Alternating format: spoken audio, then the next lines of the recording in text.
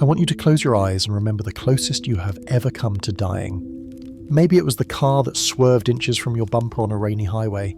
Maybe it was the fever that burned at 104 degrees when you were a child. Or maybe it was a moment of silence in a doctor's office, waiting for a test result that turned out to be negative. You opened your eyes, you took a breath, you told yourself, I was lucky. You told yourself, it wasn't my time. I am here to tell you that you are wrong. You are not lucky. The car did not miss. The fever did not break. The test was positive. In 99.9% of the realities branching from that single second, there is a grave with your name on it. Your mother has already cried at your funeral. Your friends have already moved on. The world has forgotten you. But you aren't there.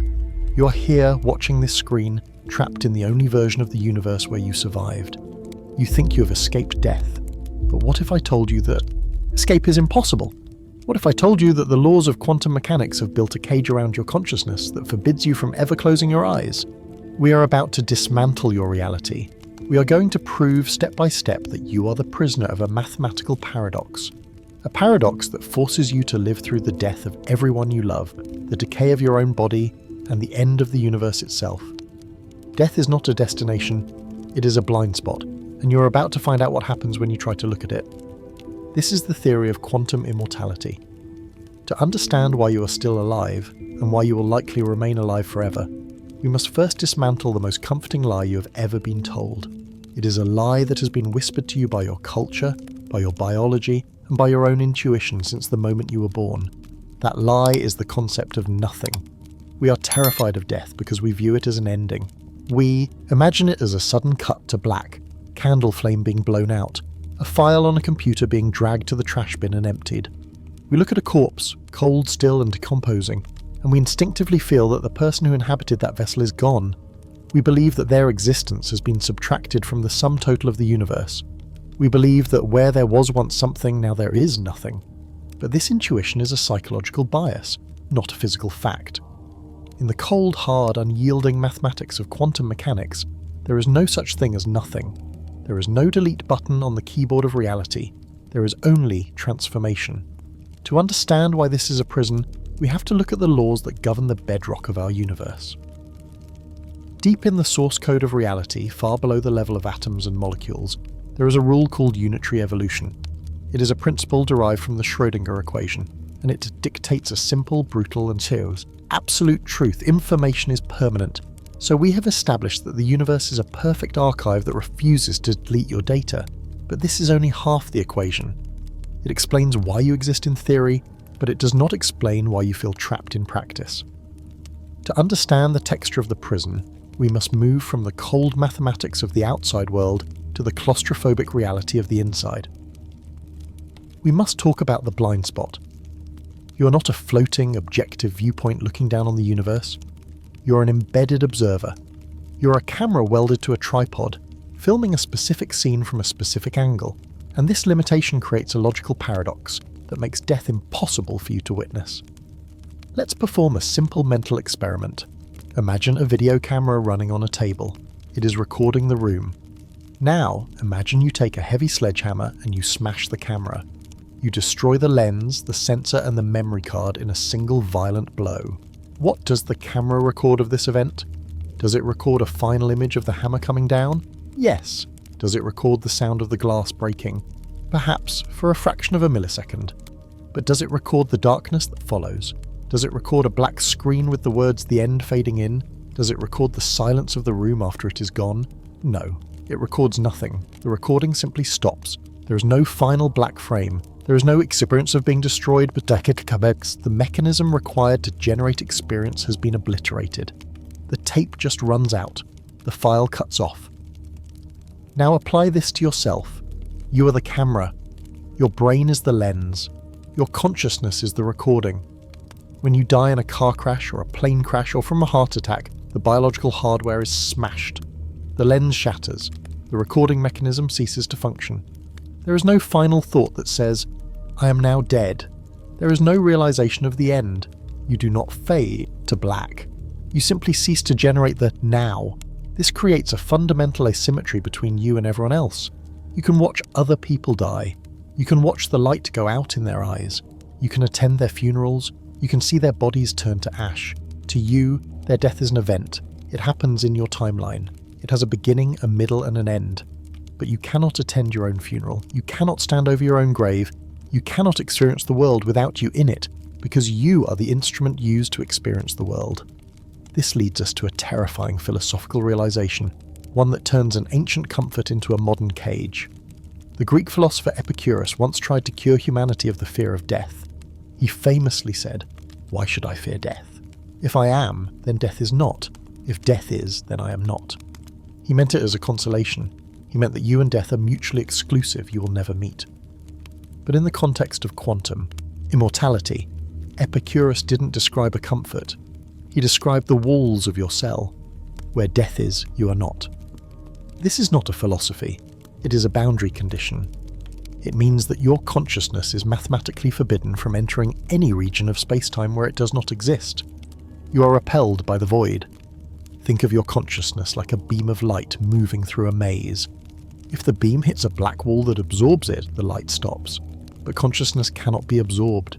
It cannot stop. So what happens when the beam of your awareness hits the wall of death? It bounces. It reflects off the surface of non-existence and is forced into a new trajectory. It has to go somewhere. Since it cannot go into the dark, it must go into the light. It must follow the path of the surviving branch, no matter how narrow or improbable that path is. This is the blind spot. The void is not a place you go to, it is an object you bounce off of. We struggle to understand this, because our brains are designed to simulate future scenarios, and we mistakenly try to simulate nothingness. Close your eyes right now, try to imagine being dead. What do you see? Do you see darkness? Do you hear sonority? Do you feel a lack of sensation? That is not death. That is sensory deprivation. That is a man locked in a dark room. That is still an experience. You are still there to notice the darkness. You are still there to hear the silence. You are simulating a state of being, not a state of non-being. You literally cannot conceive of your own absence.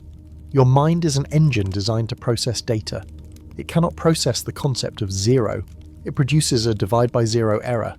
And the universe, much like a computer, cannot handle that error. So it skips the crash and keeps the program running. This is why the transition is seamless. This is why you don't notice the bounce. When you hit the wall of death in one timeline, there is no stutter. There is no glitch. You don't feel the impact that killed you, because the version of you that felt the impact is dead. That version is the ash. That version is in the blind spot. You are the version that missed the wall. You are the version that swerved. From your perspective, the timeline is continuous. It is unbroken. You remember driving the car, you remember the headlights, you remember the skid, and then you remember the car coming to a stop on the shoulder, your heart hammering against your ribs, the sound of your own jagged breathing filling the silence. You think, that was close. You do not realize that you just hit a wall at 60 miles an hour. You do not realize that you just bounced off the boundary of existence. You do not realize that the you who drove into that moment is gone, and the you who drove out of it is a survivor of a quantum split. You perceive a single smooth narrative of survival, but that smoothness is a lie. It is a trick of the editing room. Your memory is not a documentary. It is a propaganda film produced by your survival instinct. It cuts out the frames where you died. It splices together the moments of life to create the illusion of immortality. This subjective bias creates a localized reality field. You are the center of a universe that is incapable of killing you. To the outside observer, you are fragile. You are mortal. You are a sack of meat that can be destroyed by a falling rock or a microscopic virus. But to the inside observer, to the camera looking out, you are an indestructible object. You're trapped in a first-person shooter game where the main character cannot be killed, only damaged.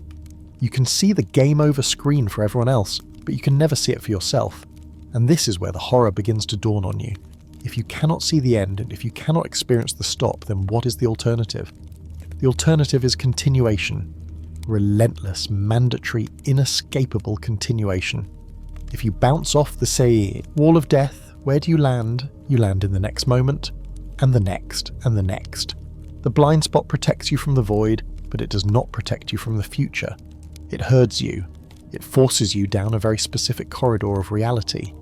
And to understand where that corridor leads, we have to zoom out. We have to look at the structure that allows for this bouncing to happen. We have to look at the shape of the multiverse itself. Because you are not just a camera in a room, you are a camera climbing an infinite, fracturing tree. And the branches you are climbing are getting thinner every single second. So we have established the architecture of your internal prison, the blind spot that prevents you from seeing your own end. But for this subjective immortality to function, the universe itself must have a specific shape. It requires a structure that can catch you when you fall. For nearly a century, mainstream science has tried to hide this structure from you. It has offered a comforting, simplified story about how reality works, a story known as the Copenhagen interpretation. You know this story. You know the cat. In 1935, the physicist Erwin Schrödinger devised a famous thought experiment. He imagined a cat sealed in a steel box with a small amount of radioactive substance, a Geiger counter, a vial of poison, and a hammer. If a single atom decays, the counter triggers the hammer, the vial breaks, and the cat dies. If the atom does not decay, the cat lives. According to the Copenhagen interpretation, the standard view taught in high school physics, until you open the box and look, the cat is in a state of superposition. It is effectively both dead and alive at the same time. But the moment you open the lid, the moment a conscious observer interacts with the system, the wave function collapses. The universe makes a choice. It snaps into one definite reality. The cat is either alive or dead. The other possibility vanishes into smoke. This narrative is comforting because it preserves the idea of a single unique timeline. It tells you that your choices matter, that outcomes are final, and that death is a definitive end. But there is a problem. The collapse is a lie. It is a mathematical fiction. Nowhere in the fundamental equations of quantum mechanics does it say that the wave function collapses. The Schrödinger equation, which governs the flow of time, is linear and deterministic. It does not allow for sudden jumps. It does not allow for information to just disappear.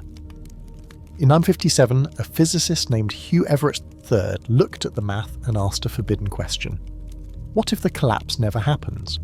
What if, when you open the box, the universe doesn't choose? What if it simply accommodates both outcomes? This is the many worlds interpretation. And it transforms the universe from a single timeline into an infinitely branching structure. A binary tree of horror. When you open the box, you do not force the word cat to be alive or dead. Instead, you become entangled with the system. The entire universe splits in two. In one branch, you see a living cat. You smile, you breathe a sigh of relief. In the other branch, created at the exact same microsecond, a version of you sees a dead cat. You recoil in horror. You grieve. Both events happen. Both cats are real. Both versions of you are real. They are equally physical, equally conscious, and equally convinced that they are the only one that exists. Now, zoom out. This splitting is not happening just when we open boxes with cats. It is happening every time a subatomic particle interacts with another. It is happening trillions of times a second inside every atom of your body. A photon hits a pigment molecule in your retina. Does it trigger a nerve impulse or not? The universe splits. A cosmic ray zips through your DNA. Does it cause a mutation or pass harmlessly through? The universe splits. A neuron in your brain is on the threshold of firing. Does it spark a thought or stay silent? The universe splits. You are not walking down a single road. You are crawling up the face of a fractal. You are climbing a tree that is growing at the speed of light, branching into infinite variations of the future at every conceivable moment. This is the tree of time, and it is the physical mechanism that guarantees your immortality. When you face a lethal event, like the car crash, the universe branches. In the vast majority of branches, the physics of the crash result in death. The hardware is destroyed. But because of the blind spot we discussed, your consciousness cannot follow those branches. It is blocked. However, the tree of time guarantees that there is always a branch, no matter how thin, where the survival conditions are met. The quantum immortality theory suggests that your consciousness acts like water flowing down a mountain. It doesn't choose its path, it simply flows into the only channels that are open. The dead. Branches are blocked. The living branches are open, so you flow. But if this is true, if there are billions of versions of you branching off every second, why can't you see them? Why does the world feel solid and singular? Why don't you see the ghosts of your dead selves walking beside you? This is where the walls of the prison come in. The phenomenon is called decoherence. Think of the universe as a radio. All the branches are broadcasting at once, but they are broadcasting on slightly different frequencies. When a split occurs, the two branches start to drift out of phase with each other. They interact with the environment, with the air molecules, the photons of light, the thermal heat of the room. This interaction scrambles the phase relationship between the worlds. Decoherence is the soundproofing of reality. It is the process that isolates the branches. Imagine you're in a room. The other you, the one who died in the crash, is technically in the same room. They occupy the same volume of space, but their atoms are vibrating in a different quantum phase. You cannot touch them. You cannot hear them. Light passes through them as if they weren't there. They have become orthogonal to you in the language of vector mathematics. They are at a 90-degree angle to your reality. They are infinitesimally close, yet infinitely unreachable. This is the ultimate claustrophobia. You're not alone in the universe. You're surrounded by a swarm of your own ghosts.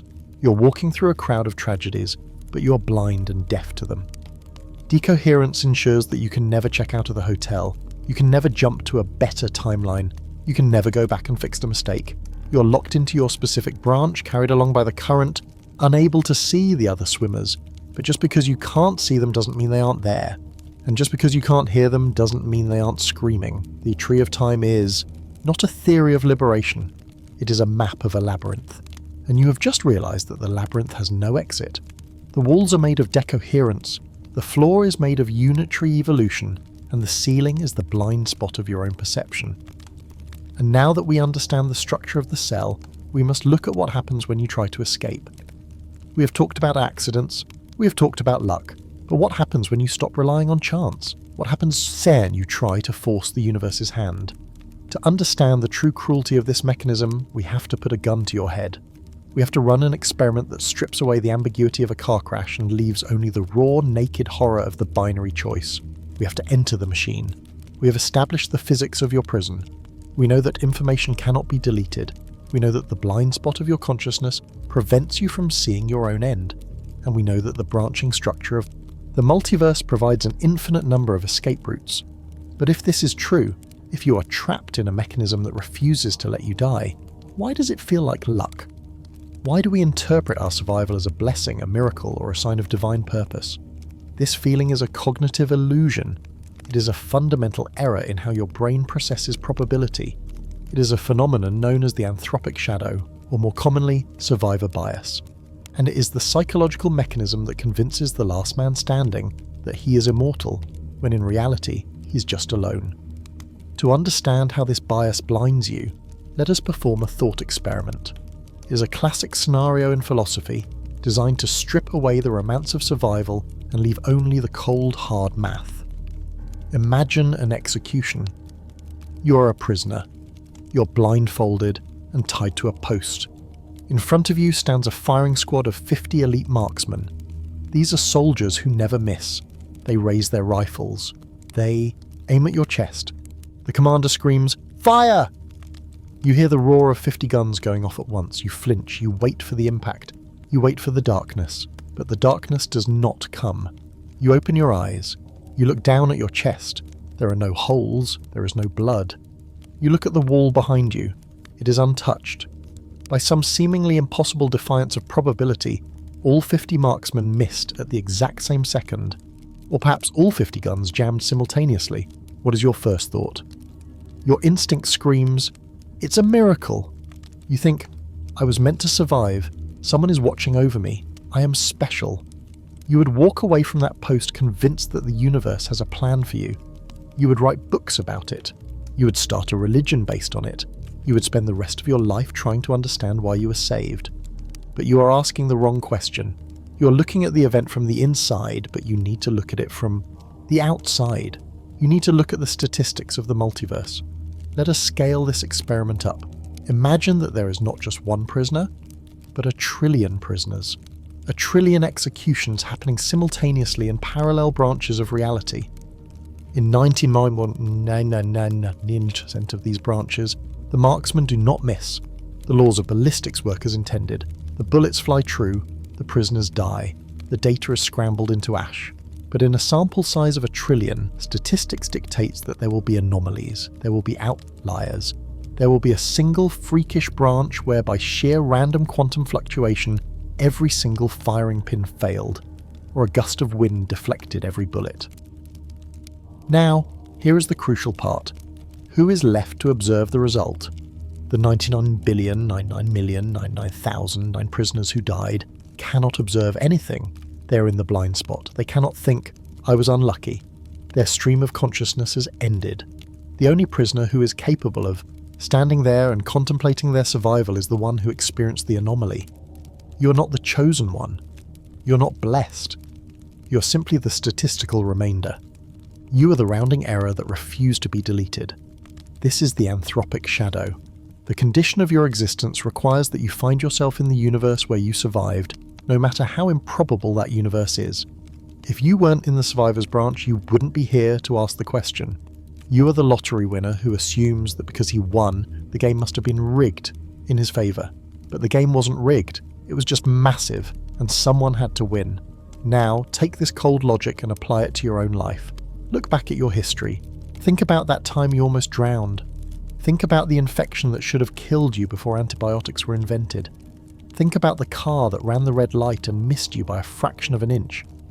You remember these moments as close calls. You tell them as stories at dinner parties. I can't believe I made it, you say.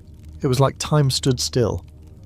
I need you to recontextualize those stories right now. Those were not close calls, those were hits. In the vast majority of the probability tree, the car did not miss. The infection did not respond to treatment. The water filled your lungs. In those branches, your story ended. There are versions of your mother who are grieving for the child who drowned. There are versions of your spouse who are widows and widowers. But your consciousness, the camera that cannot record its own destruction, was forced to bounce off those events. It was filtered. It flowed like water around a rock, funneling into the narrow, improbable path where you remained intact. Every miracle in your past is actually a massacre. You are walking through a graveyard of your own corpses, but you are blind to the headstones. You see a charmed life, a smooth narrative of survival, against the odds. But physics sees a slaughterhouse. It sees 1 billion dead versions of you, piled high in the shadow of the multiverse, leaving only this single thin thread of consciousness to marvel at its own luck. This reframing changes everything. It strips you of your heroism. It strips you of your sense of destiny. You are not the protagonist of a grand cosmic story who is protected by plot armor. You are a survivor of a firing squad who thinks he is bulletproof because he is standing in a pile of dead bodies he cannot see. And the most terrifying part is not that you survived the past. The terrifying part is what this implies for your future. If survival is not a blessing but a statistical necessity, if you are simply the data that must remain readable, then what happens when the firing squad shoots again and again and again and you have survived the easy stuff? You have survived the accidents and the fevers. But the firing squad doesn't stop. Entropy is a marksman that never runs out of ammo. And as we continue to climb the tree of time, the bullets are going to get bigger. The walls are going to get closer. You have proven that you can dodge a bullet, but can you dodge time itself? Can you dodge the decay of your own cells? You are standing at the post blindfolded, feeling lucky, but you have no idea how many times you have already died to get here, and you have no idea what the universe is going to have to do to you to keep you standing for the next round. Because the next round isn't about luck, it's about sacrifice. And the thing being sacrificed is the timeline where you are happy. So if we are the statistical remainder, the lucky few who won the lottery of existence, what about the losers? What about the timelines that were filtered out? This is where the true weight of the theory becomes apparent. Until now, we have treated quantum immortality as a story about you, about your survival, about your perspective. It feels solipsistic, almost empowering. You are the center of the universe, the camera that cannot be broken.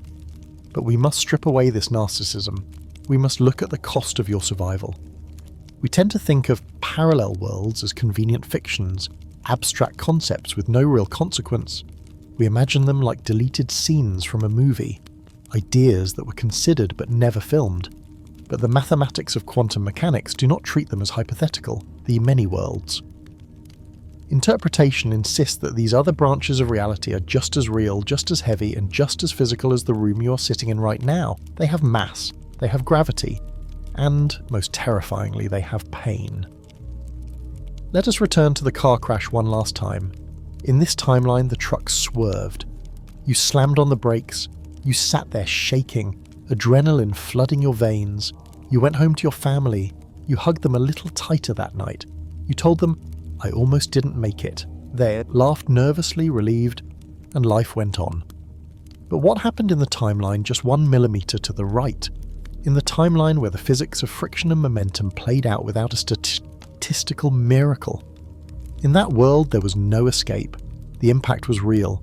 The crushing metal was real. Your death was real. Think about what is happening in that universe right now, at this exact second, while you sit here safe and comfortable. In that world, a police officer is walking up the steps to your front door. He is taking off his hat. He is preparing to deliver the news that will destroy your family's life. In that world, your partner is answering the door. They are seeing the look on the officer's face. They are falling to their knees. In that world, your children are being woken up. They are being told that you are never coming home. In that world, there is a funeral being held on a rainy Tuesday. Your body is in a box. The people you love the most in the universe are standing around it, crying. They are broken. They are screaming into the void, begging for you to come back. They are wondering how they will ever survive without you. And where are you? You are not there to comfort them. You're not there to wipe away their tears. You're not there to tell them it's going to be okay. You're here. You're in the lucky timeline. You're enjoying the miracle of your survival. This leads to a hard, brutal question. Who is responsible for their suffering? The answer is, you are. By surviving here, you condemn them to that reality. The mechanism of quantum immortality is inherently selfish. It demands that your consciousness flows into the branch where you sustain the least damage, regardless of the damage you leave behind. You abandoned that version of your family to their grief while you continued on in this branch, completely oblivious to the wreckage you left in your wake. Every time you survive a close call, you're effectively ejecting from a plane and leaving your passengers to crash. You didn't choose to do it. You didn't make a conscious decision to leave them. But the result is the same. The laws of physics force you to be a runaway. You're a cosmic deadbeat dad, a runaway mother, fleeing the scene of the accident to hide in a timeline where the accident didn't happen. We construct a narrative that we are the heroes of our own stories. We think we are battling against the odds to stay with our loved ones. But if the many worlds interpretation is correct, we are not the heroes. We are the villains. We are the architects of infinite tragedies. Every time you cross the street and make it to the other side, you are leaving behind a trail of grieving families in millions of divergent realities. Every time you recover from a flu, you are leaving behind a world where you succumb to the fever. Every time you wake up in the morning, you are leaving behind a world where you died in your sleep. We are not walking through an empty room. We are walking through an invisible graveyard of our own corpses, surrounded by the weeping ghosts of the people we love. We just can't hear them because the walls of reality, the walls of decoherence, are perfectly soundproof. The multiverse is not a library of fun what-if scenarios where you are a movie star or an astronaut. It is a slaughterhouse. It is a machine that generates infinite suffering to purchase your continued existence. Your life is built on a foundation of corpses, and every single one of those corpses is you. And the grief you left behind is not theoretical. The tears being shed in those other worlds are wet. The pain in your mother's chest in the timeline where you died is indistinguishable from the pain you would feel if she died here. The electrical signals of sorrow in the brains of your grieving spouse are processing real information. You bought your breath with their agony. This realization shifts the horror of quantum immortality from the physical to the moral. It's not just that you can't die, it's that your life is a constant act of betrayal. You are constantly jumping ship, moving to the next vessel while the old one burns with everyone you love trapped inside it. And the worst part? You have been doing this since the very beginning. We have focused on the car crashes and the accidents, the dramatic moments of divergence. But the filter didn't start when you got your driver's license. It didn't start when you learned to walk. It started before you even had a name. It started in the microscopic, violent chaos of biology. We are taught to view our birth as a miracle, a 1 in a trillion genetic lottery win. We celebrate the fact that out of millions of potential combinations, we were the ones who made it. But is it a lottery? Or is it a purge? To understand how deep the graveyard goes, we have to look further back. We have to look at the great filter of conception. Because you didn't just survive a car crash, you survived a war. We have established that your life is a constant process of being filtered away from death. But this relentless process of filtering did not begin the first time you fell as a child, or the first time you got behind the wheel of a car. It began long before you had a name. It began before you had a face. It began in the violent, microscopic dark of your own conception. We are taught to view our own existence as a miracle. We are fed a statistic that has become a cliché of inspirational posters and self-help books. The odds of you being born exactly as you are about 1 in 400 trillion. We celebrate this improbable number. We wear it like a badge of honour. We tell ourselves, I won the ultimate lottery. Out of all the infinite possibilities, the universe chose me. But physics reframes this. It flips the script from a story of selection to a story of elimination. You did not win a lottery. You survived a purge.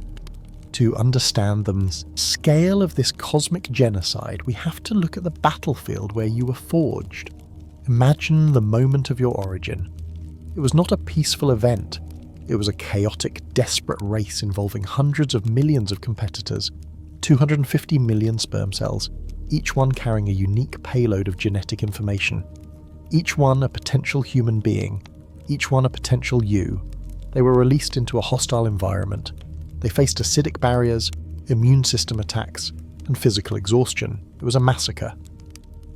Of those 250 million, only a few dozen reached the egg. And of those few dozen, only one breached the wall. In the standard view of reality, we assume the others simply failed. We assume they were the losers of the race, biological waste flushed away by the body.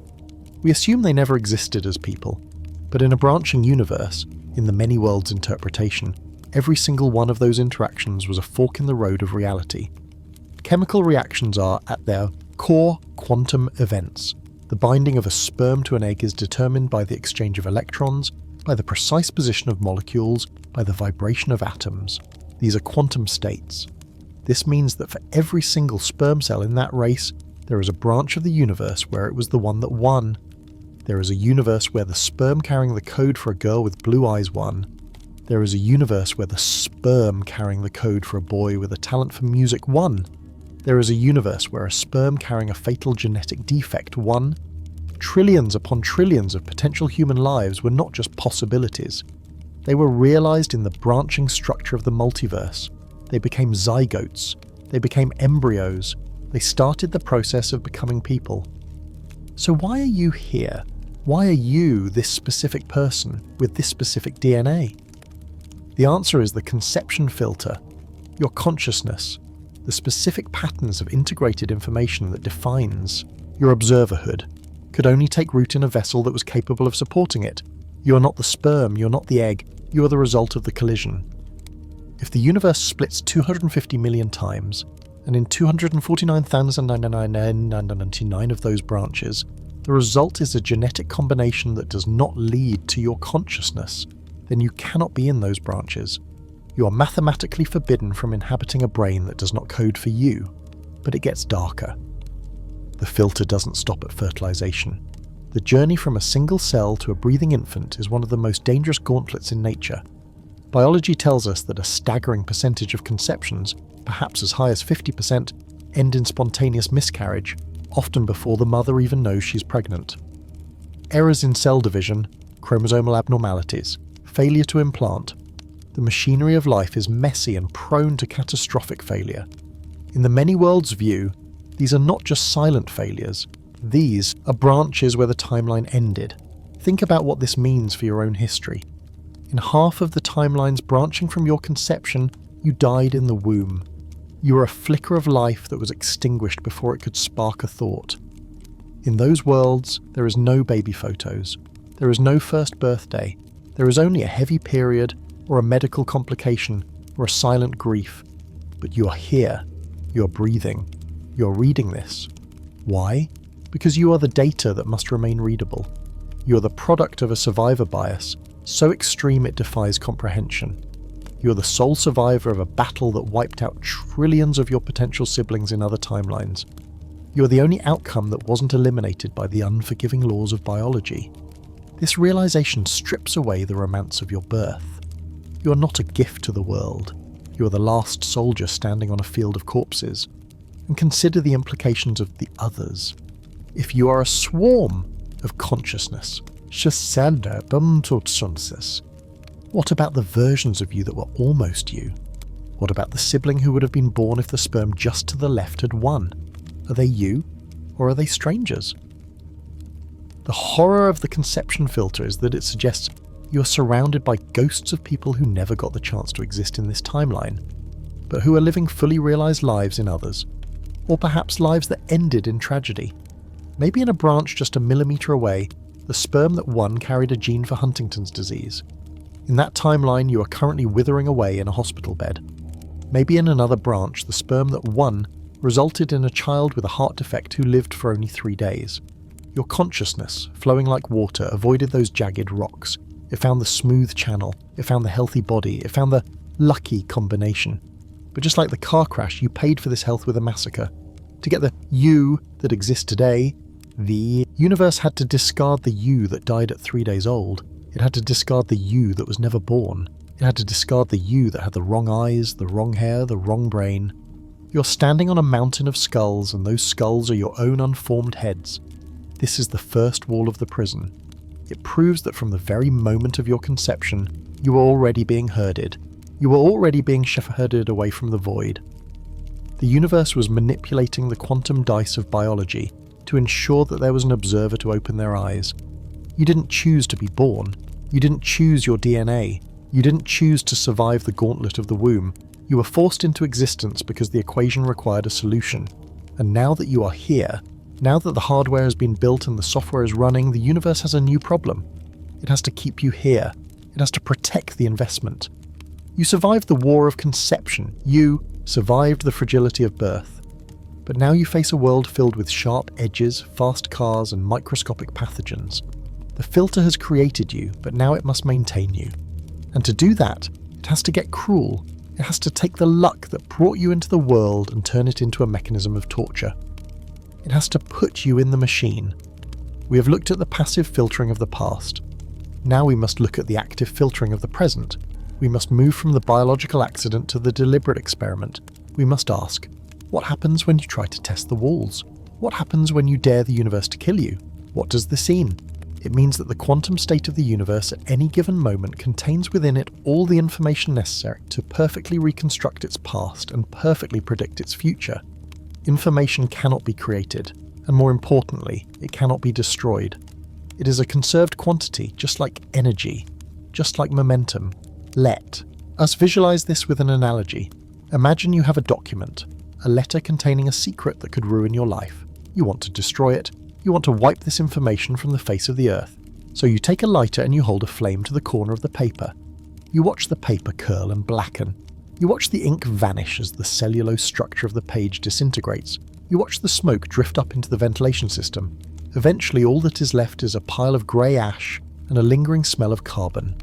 You crumble the ash between your fingers until it is nothing but dust. You scatter the dust into the wind. You look at the empty space where the letter used to be, and you think, it is done. The information is gone. But you are wrong. Physics looks at that scattered dust, that drifting smoke and that radiating heat, and it sees a perfect, pristine archive. The information contained in that letter has not been deleted. It has simply been translated. The fire took a highly ordered pattern, the ink on the page, and converted it into a highly disordered pattern, the thermal noise of the smoke and the ash. But if you had a machine powerful enough, a Laplace's demon capable of tracking every single photon of heat, every drifting molecule of carbon, and every subatomic interaction caused by that fire, you could, in theory, run the math backwards. You could reverse the trajectory of the smoke, you could unburn the ash, you could pull the heat back out of the air, and you would find that the ink would reform on the page exactly as it was. The secret message is still there. It never left the universe. It was just hidden in the chaos. It was scrambled, not destroyed. This is the law of conservation of information. It is one of the most robust pillars of modern physics. It tells us that the universe is a closed system that does not leak. Everything that has ever happened is still written on the fabric of space-time, encoded in the correlations between particles. Now, I want you to stop looking at the burning letter. And I want you to look at yourself, look at your hands, look at the room around you, feel the thoughts moving through your mind right now. What are you? You are not a magical spirit. You're not a ghost inhabiting a shell, you're a physical object. You're a collection of atoms arranged in a very specific, highly complex structure.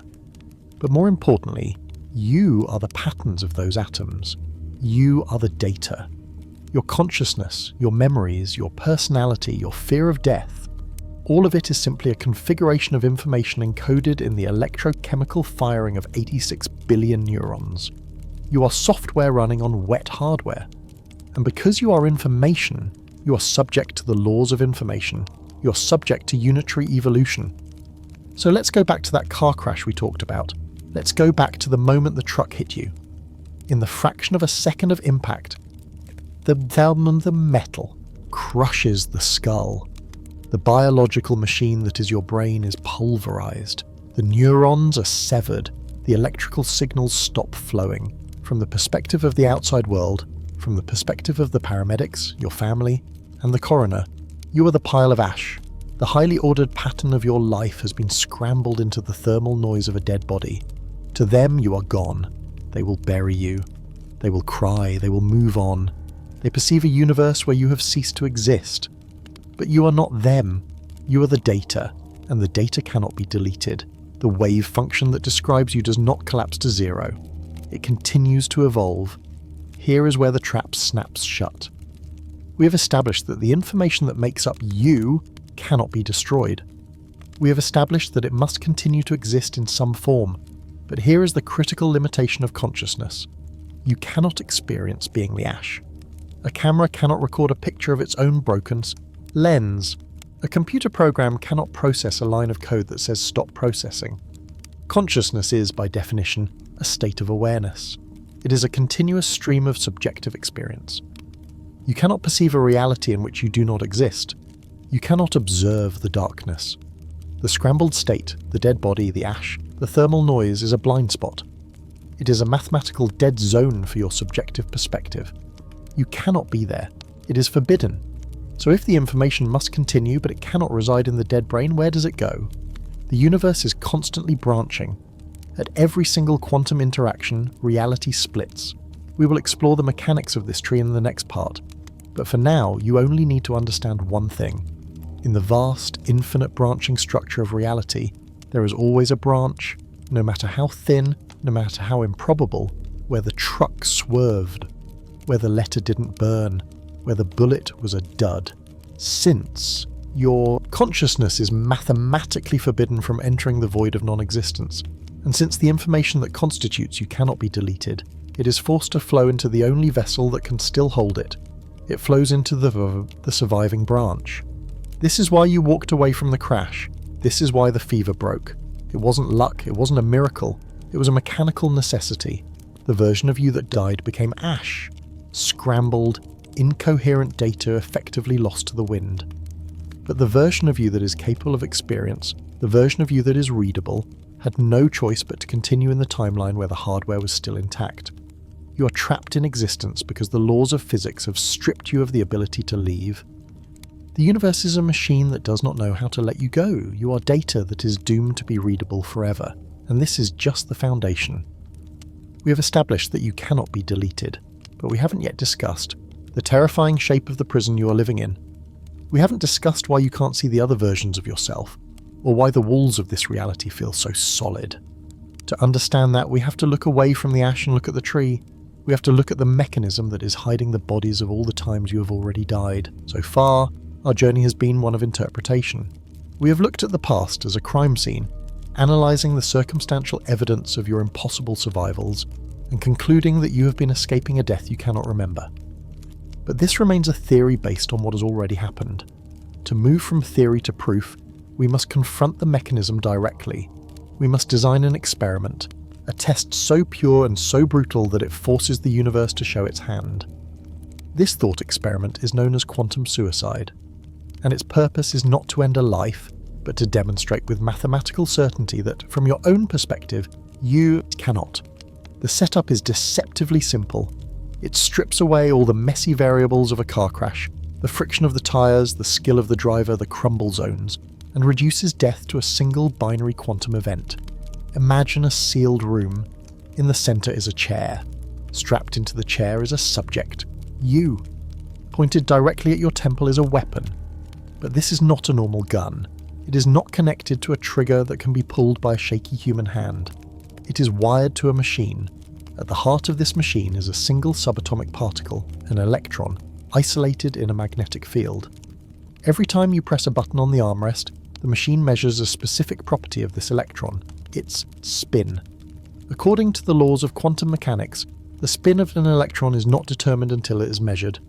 It exists in a superposition of two states, spin up and spin down. When the measurement occurs, there is a perfect distinct 50-50 probability for either outcome. It is the only true coin toss in the universe. The logic of the machine is absolute. If the sensor detects spin down, a signal is sent to a detonator. The gun fires, the bullet enters your brain at supersonic speed. Your neural hardware is instantly destroyed. If the sensor detects spin up, the circuit remains open, the firing pin does not drop. The gun produces a harmless mechanical click. You survive. You're in the chair. The room is silent.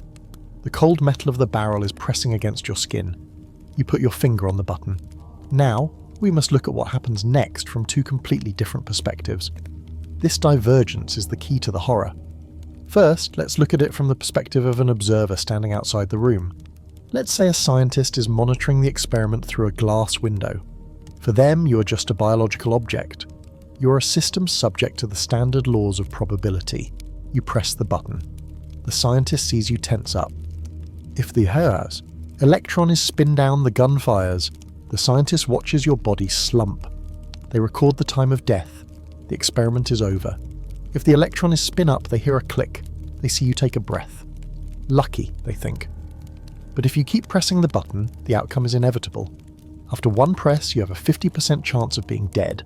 After 2 presses, 75%.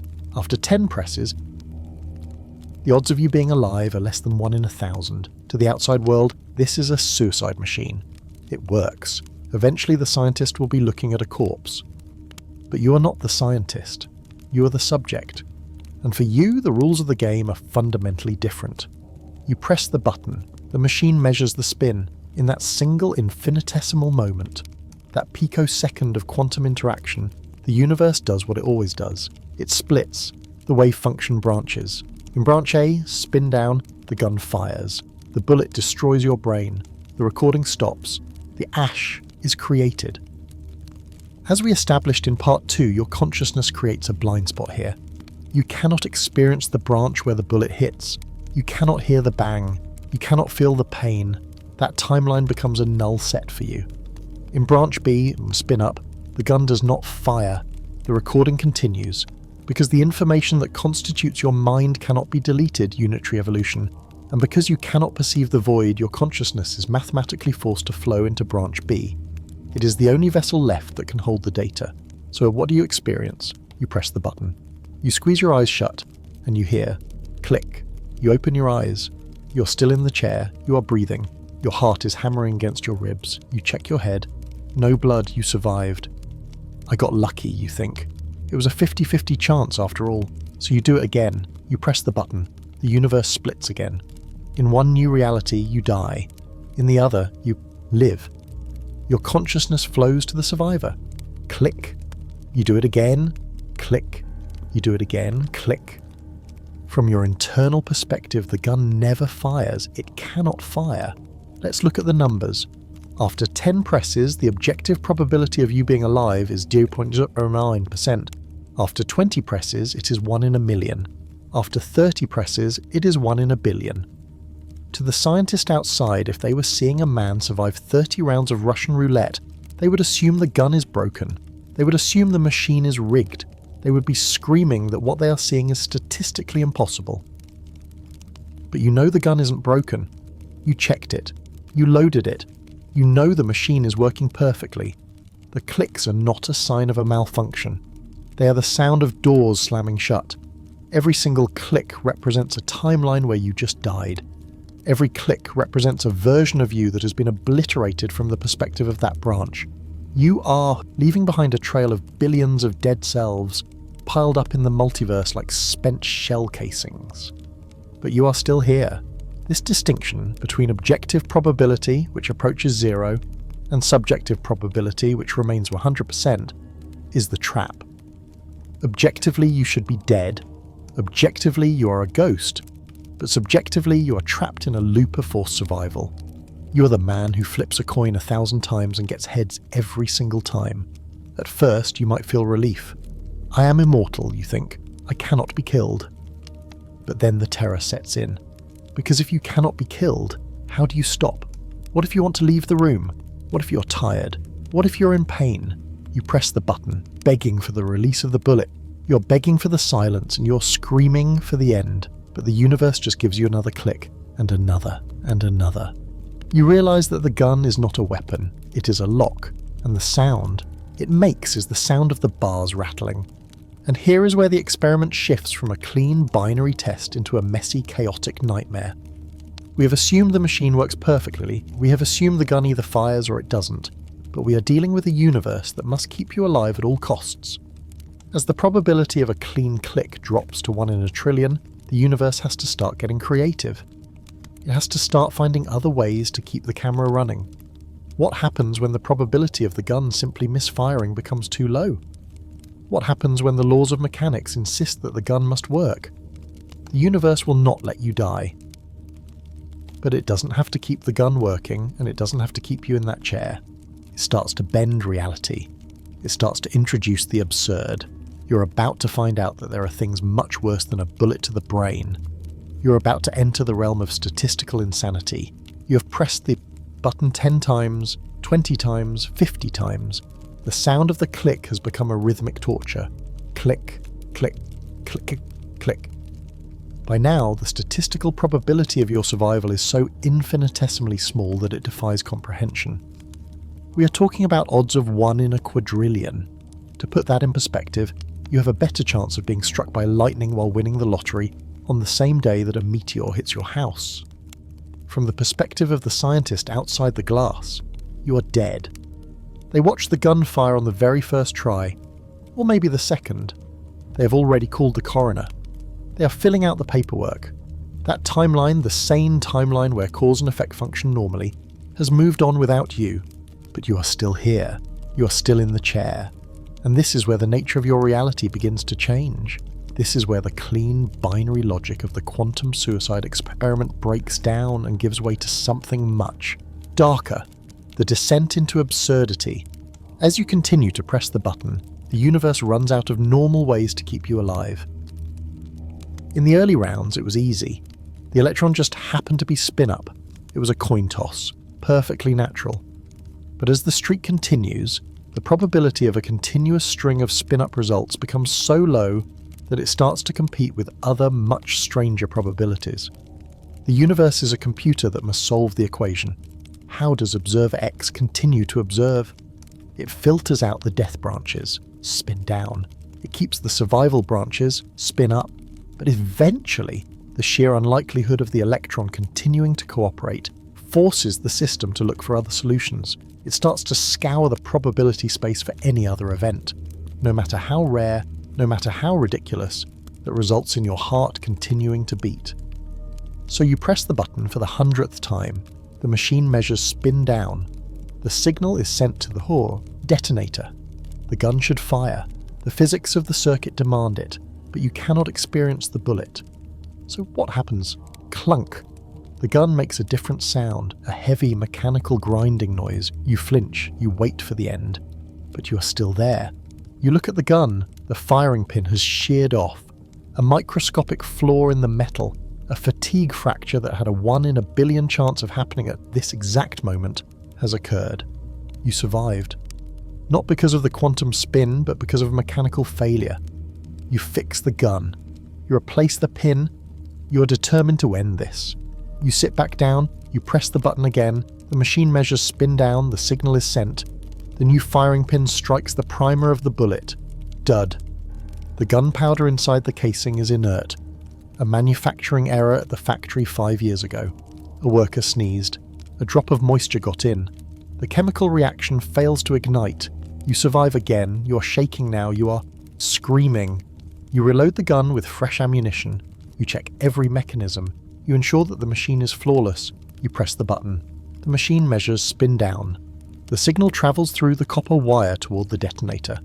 But at that exact picosecond, a high-energy cosmic ray, a proton accelerated by a supernova millions of light years away, slams into the atmosphere, showers down through the roof of the building and strikes the silicon chip controlling the logic gate.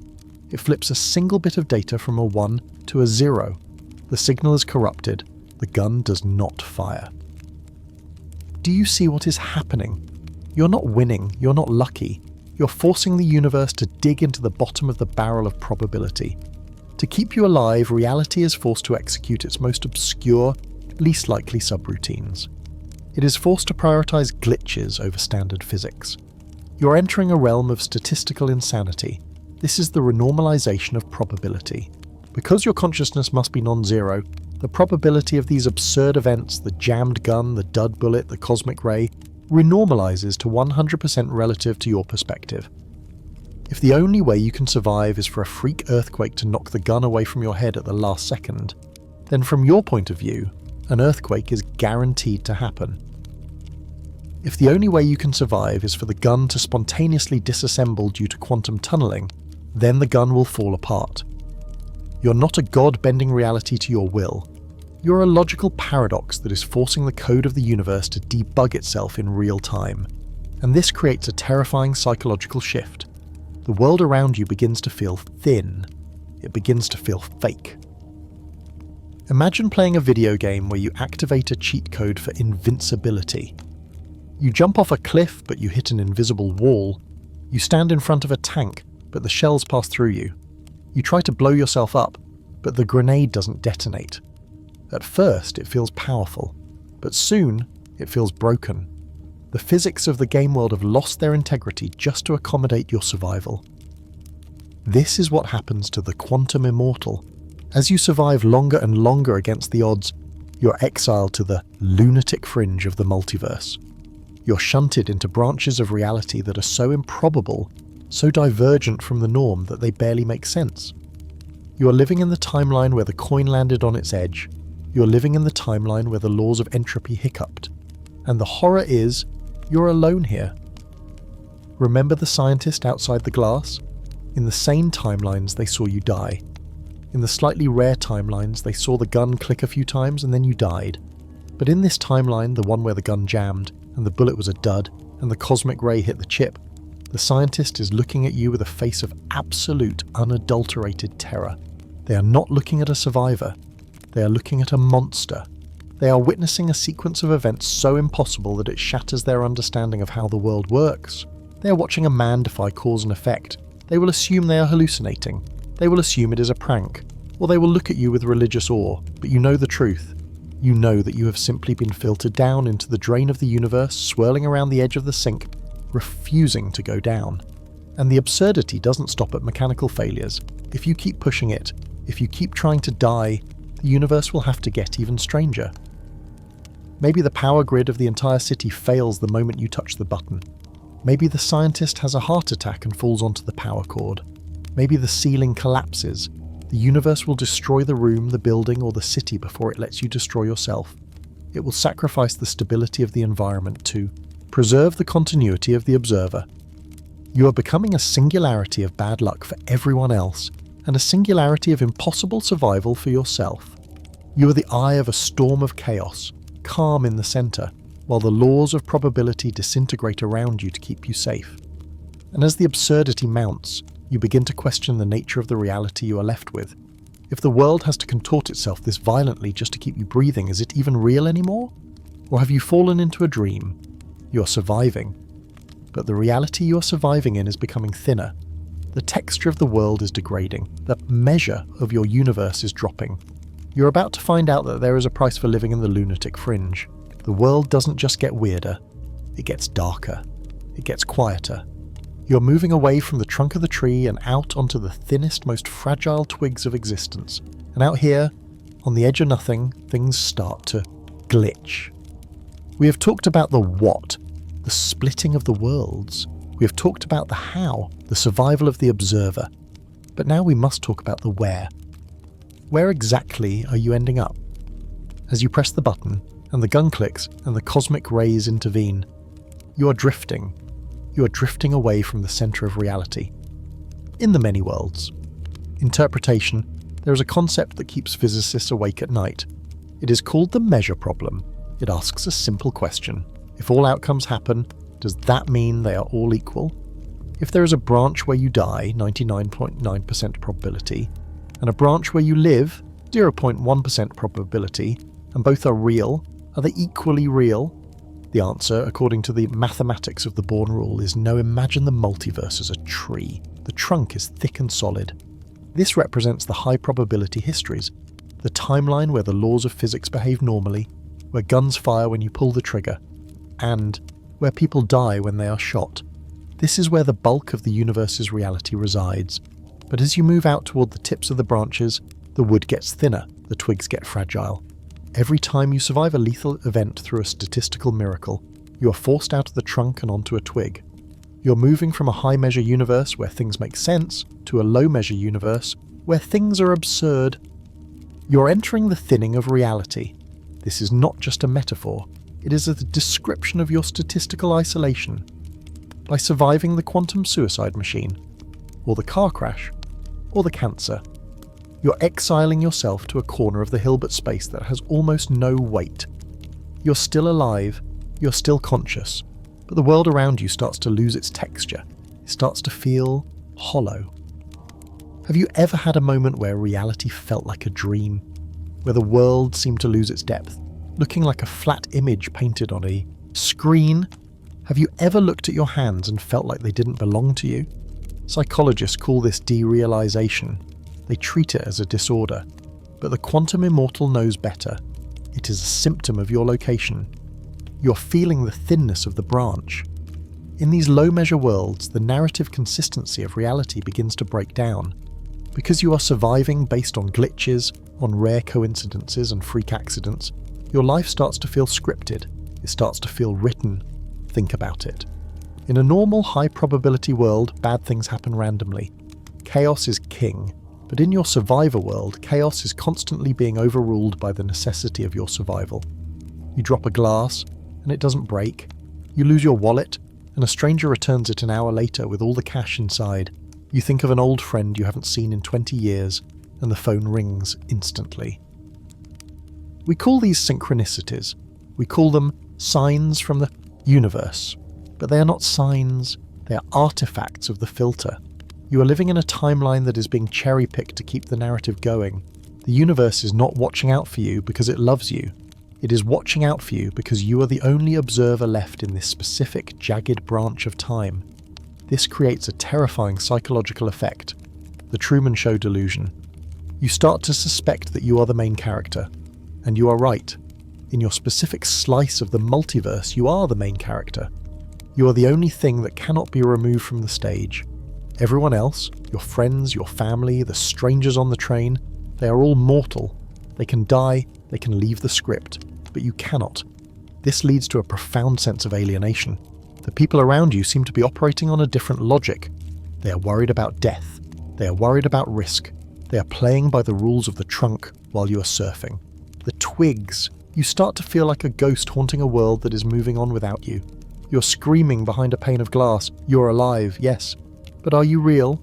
In physics, we talk about the amplitude of a wave function. High amplitude means a high probability, a thick reality. Low amplitude means a ghost reality. As you survive more and more impossible things, your amplitude drops. You're becoming a phantom. You're fading into the background noise of the cosmos. You might start to notice shifts in history, the Mandela effect. You remember a logo looking one way, but now it looks another. You remember a celebrity dying 10 years ago, but they're on TV today. Is your memory failing? Or have you drifted so far from your original timeline that the details are starting to change? In the trunk, history is stable, but out here on the twig, the wind blows harder. The continuity errors pile up. The universe is lazy loading the details because the probability of anyone being here to see them was so low that it didn't bother to render them correctly. You are living in a beta test version of existence. a glitched out, low-resolution copy of the world you used to know. And the horror is that you can never go back. You can never climb down the tree. You can only climb up further and further into the thinning canopy, surviving more and more absurd dangers, until you are the only leaf left on the very last twig of time. You're safe from death, but you are not safe from the madness of the unlikely.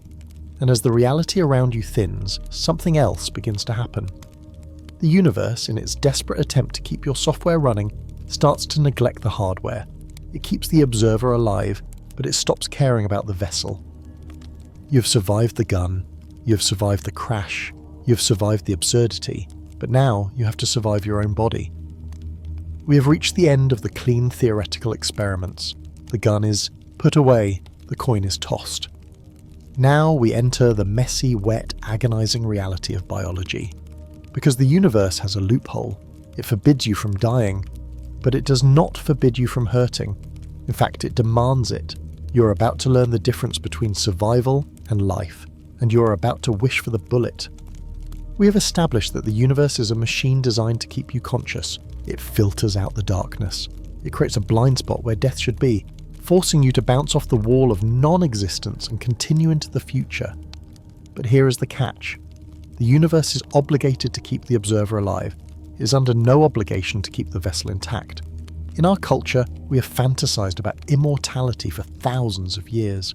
We imagine vampires, elves or gods, beings of eternal youth, perfect health and invulnerable skin. We imagine that living forever means staying exactly as we are, frozen in our prime, watching the centuries roll by, with a glass of wine in hand. This is a seductive lie. It is a fantasy that ignores the fundamental laziness of physics. Quantum immortality is not a superpower, it is a curse. And the specific nature of that curse is the mutilation paradox. To understand this, we have to go back to the logic of the branching tree. The universe follows the path of least resistance. It follows the probabilities.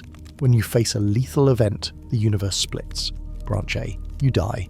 Probability 90%. Branch B, you survive unharmed. Probability 0.001%. Branch C, you survive but you are broken. Probability 9.999%. Let's return to the car crash. You're driving 70 miles per hour. You hit a concrete pillar. The physics of the collision are brutal. The kinetic energy has to go somewhere. In the vast majority of timelines, branch A, the energy shreds your aorta, or crushes your skull. You die. Your consciousness hits the blind spot and bounces. Now, it has to land somewhere. It has to flow into a timeline where the data of your mind is still readable.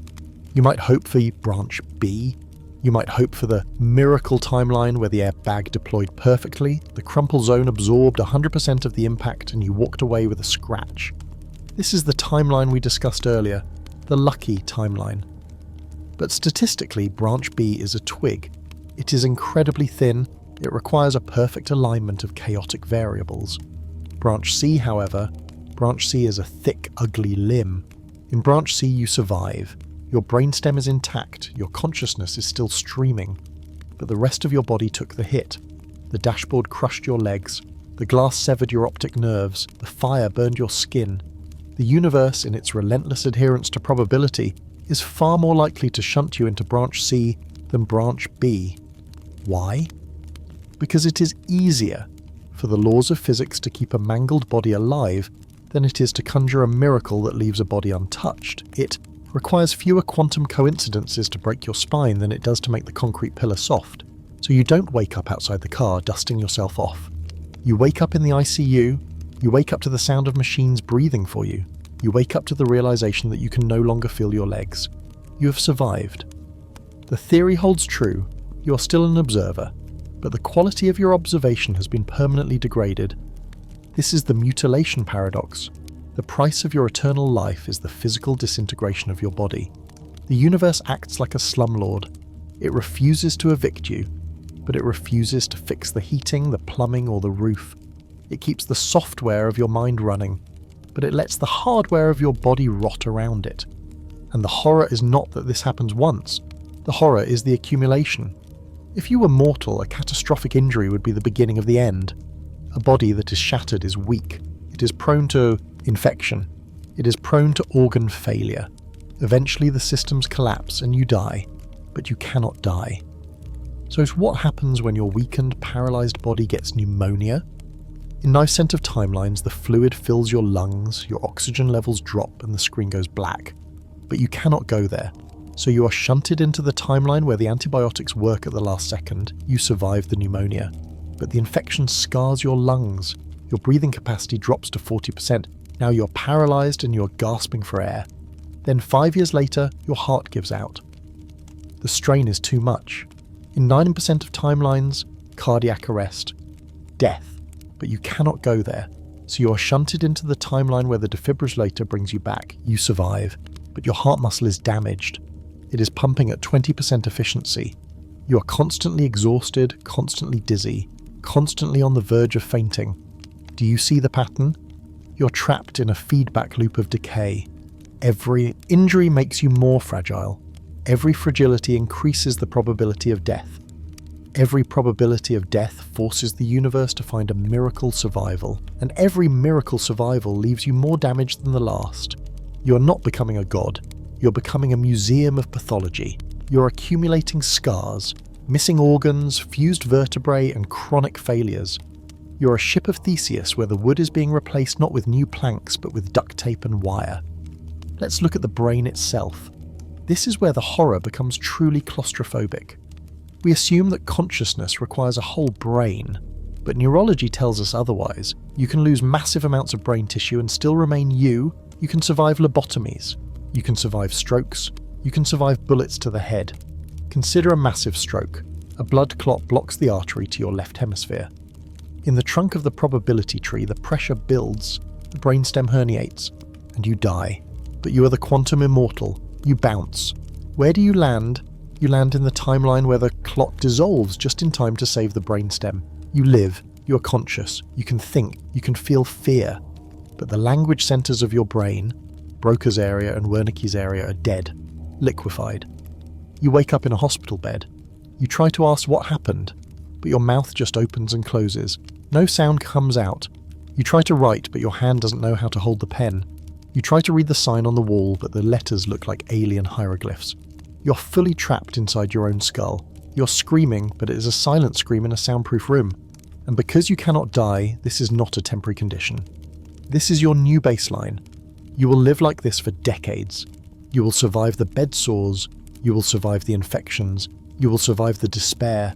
You will watch the world move on around you, hearing conversations you cannot join, seeing love you cannot express, feeling trapped in a meat cage that has lost the key.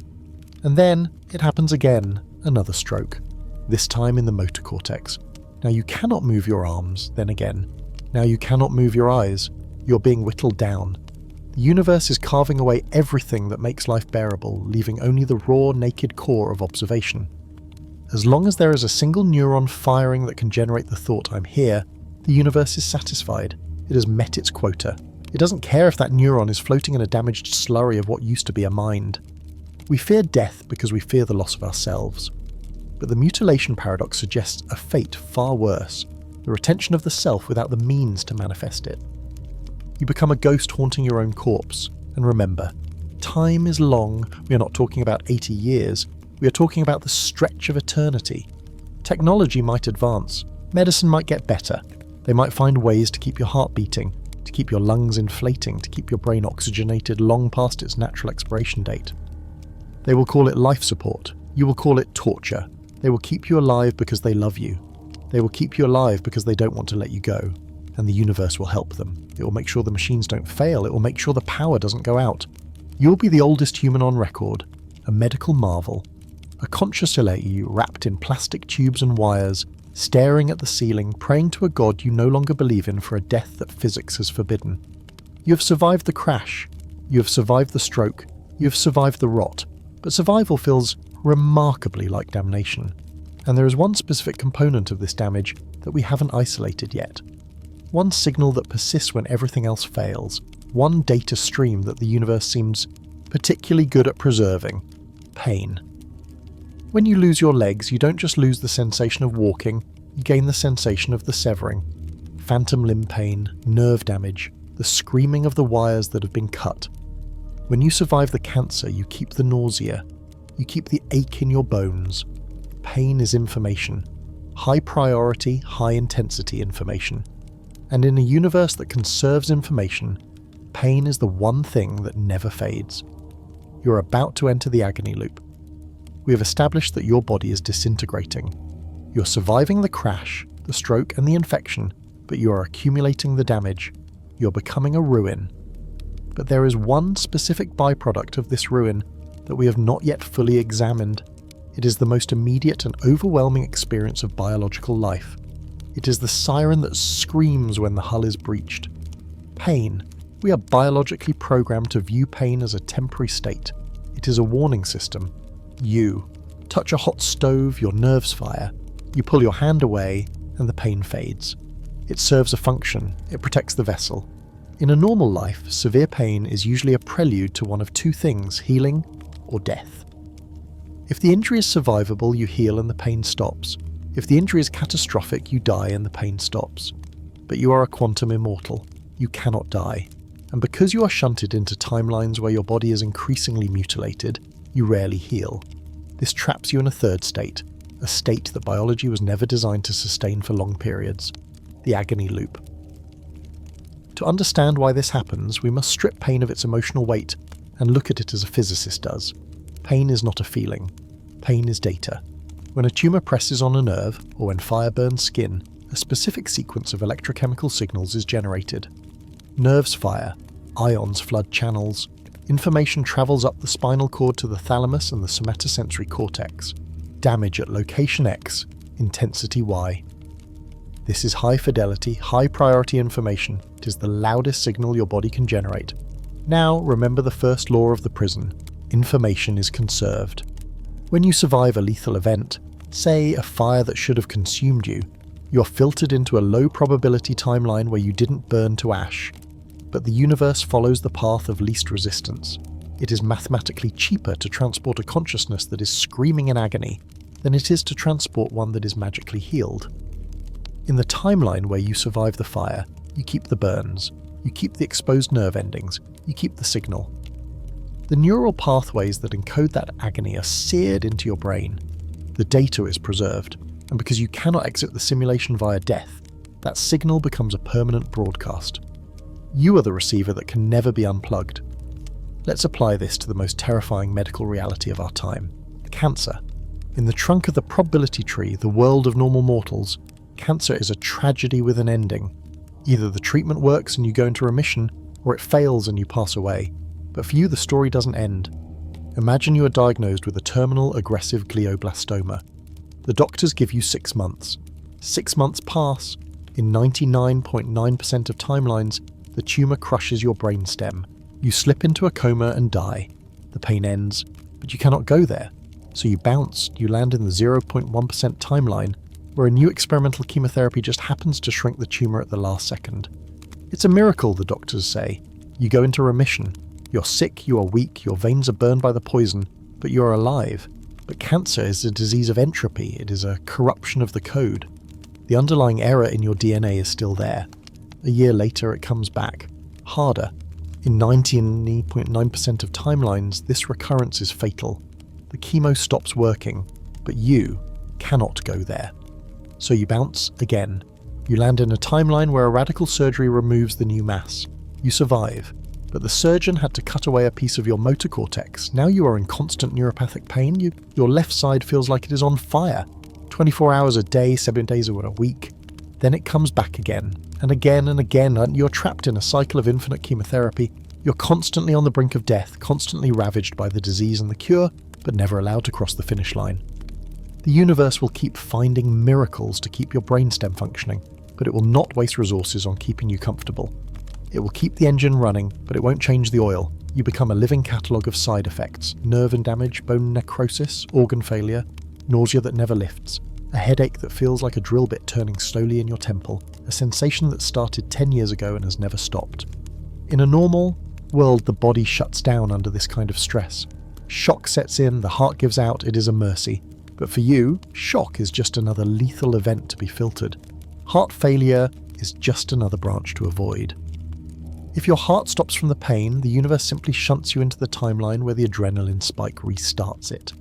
You are forced to stay awake for the torture, and this leads to a psychological horror that is difficult to describe. Chronic pain reshapes reality.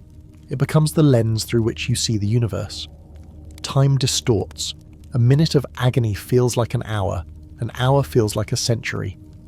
When pain is constant, it ceases to be a signal. It becomes the baseline. It becomes the environment.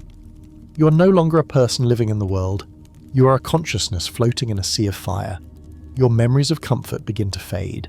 You forget what it feels like to not hurt. The concept of relief becomes abstract, like a colour you can no longer see. And the cruelest part? You're alone in it. To the doctors, you're a medical marvel. He's a fighter, they say. He's beaten the odds 5 times. They keep treating you because you keep surviving. They feel obligated to save the man who refuses to die. They don't know that you are begging them to stop. They don't know that every success on their chart is a new sentence in your prison. The agony loop creates a state of existence where the only hope is the one thing physics forbids. You lie in the hospital bed night after night, listening to the beep of the monitor, praying for it to flatline. You try to hold your breath, you try to will your heart to stop, but the monitor just keeps beeping. Beep, beep, beep, beep. It is the same rhythm as the click of the quantum gun. It is the metronome of your damnation. And as the pain erodes your mind, as it strips away your personality and your hope, you are left with only one remaining capacity. The capacity to observe. You are Asa, camera pointed at a fire, forced to film the burning of your own temple frame by agonizing frame forever. But eventually even the ability to express this pain will be taken from you. The universe will find a way to keep the observer, but discard the actor. The screaming will stop, not because the pain has ended, but because you have lost the mouth to scream with. We are descending to the bottom of the biological pit. We are moving from the hospital bed to the tomb of the skull. The agony loop is a nightmare of sensation. It is a prison made of fire. But eventually the fire burns out the nerves. Eventually the capacity to scream is taken away.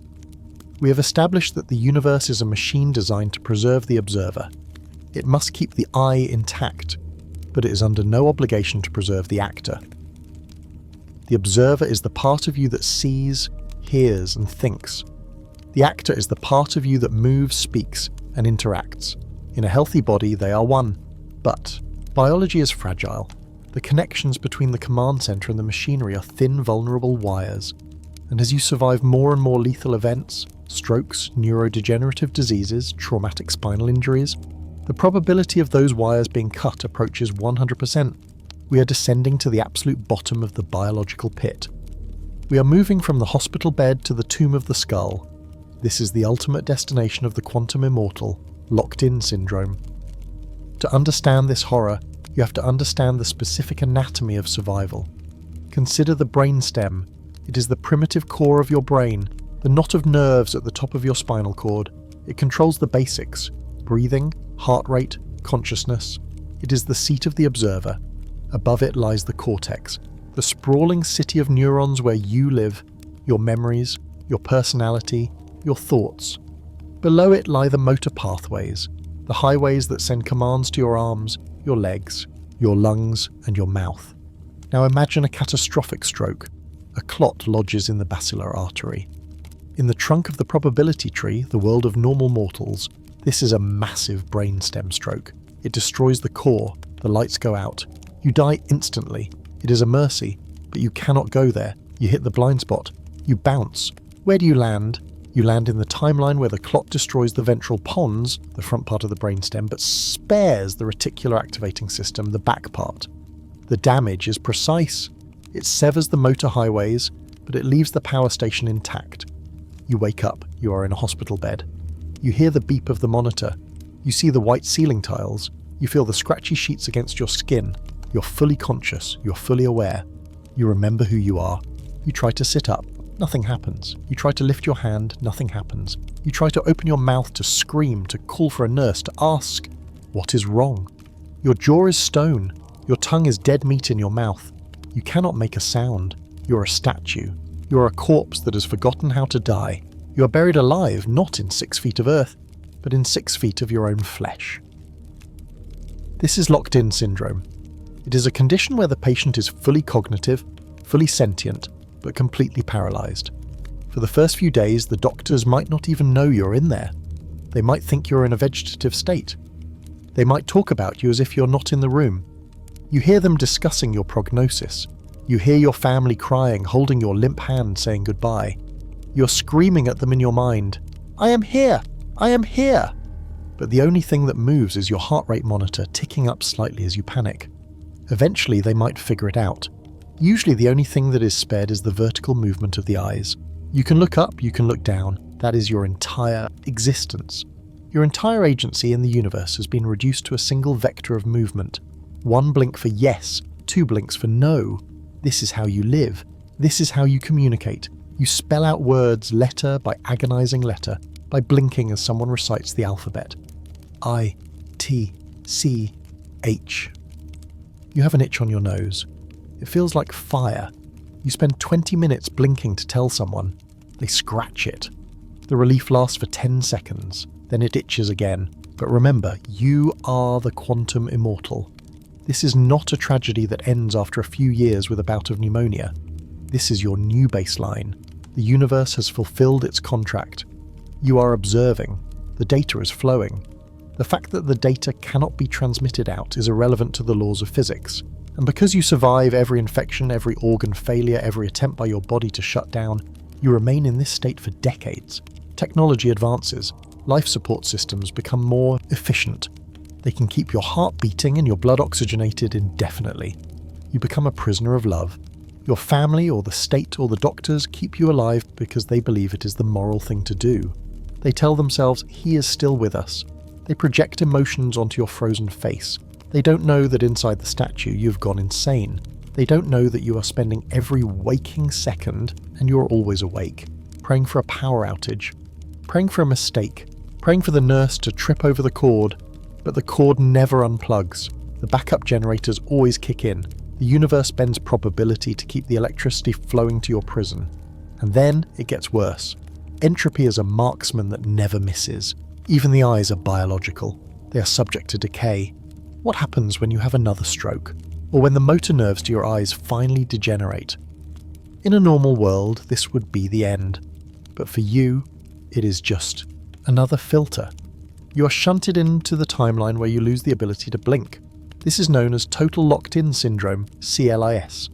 Now the statue is complete. You cannot look up, you cannot look down, you cannot signal yes or no. To the outside world, you have finally drifted away. They think you are gone, they stop talking to you. They leave the TV on the same channel for weeks because they think you can't see it. But you are still there. You are floating in the dark water of your own mind. You can still hear. You can still feel. You can feel the bed sores eating into your back. You can feel the dry air in your throat. You can hear the conversations of the nurses who think they are alone with a vegetable. You are the ultimate voyeur, the ultimate passive observer. This is the logical endpoint of the anthropic principle. The universe doesn't need you to be happy. It doesn't need you to be active. It just needs you to be. In this state, time loses its meaning. A day is a year is a second. You retreat into memory, but your memory is rotting, as we will discuss next. You retreat into fantasy, but your fantasies turn dark. You try to hold your breath to kill yourself, but the ventilator forces air into your lungs. Hiss, click, hiss, click. It breathes for you. It forces you to live. You try to stop your heart, but the pacemaker, powered by a nuclear battery designed to last a century, shocks you back into rhythm every time you falter. You're trapped in a machine made of meat and titanium, kept running by a civilization that thinks it is being kind. And consider the future. We are on the verge of Neuralink. We are on the verge of direct brain-computer interfaces. This sounds like hope. If I can just connect my brain to a computer, I can speak again. I can surf the web. I can have a life. But think about the quantum suicide logic. If you connect your brain to the internet, you're exposing your consciousness to a new set of risks.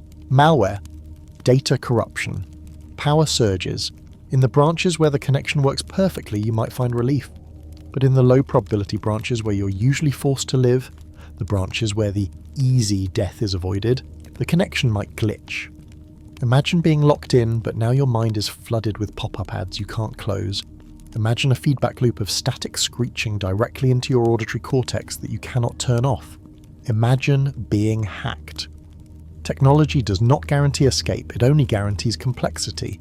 So, you lie there, the silent scream. You're a consciousness that has been stripped of every tool except the lens.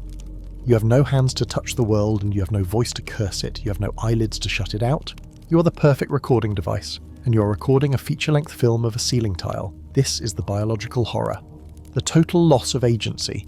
But even in this tomb, there is something that can still decay. There is something that can still be taken from you. You have lost your body, but you still have your mind. You still have your identity. You still remember who you were before the crash, before the stroke, before the silence. But the brain is a physical object. It is made of atoms, and atoms fall apart. The universe forces the observer to continue, but it does not force the personality to survive. You're about to find out that you are not a single-worded thing. You're a story, and stories can be rewritten, stories can be forgotten. We are moving from the prison of the body to the prison of the mind. We are moving to the death of the self. The agony loop is a nightmare of sensation. It is a prison made of fire, but eventually the fire burns out the nerves. Eventually the capacity to scream is taken away. We have established that the universe is a machine designed to preserve the observer. It must keep the I intact, but it is under no obligation to preserve the whole actor. The observer is the part of you that sees, hears, and thinks. The actor is the part of you that moves, speaks, and interacts. In a healthy body, they are one, but biology is fragile.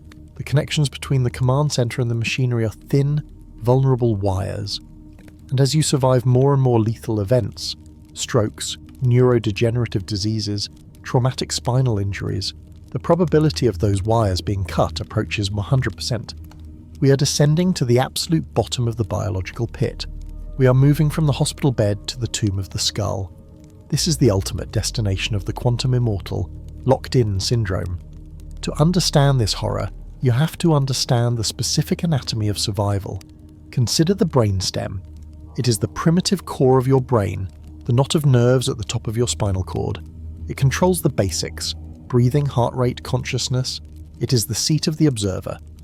Above it lies the cortex, the sprawling bee of neurons where you live, your memories, your personality, your thoughts. Below it lie the motor pathways, the highways that send commands to your arms, your legs, your lungs, and your mouth.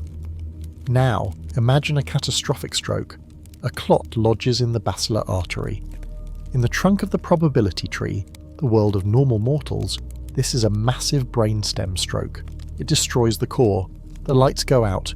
You die instantly. It is a mercy. But you cannot go there.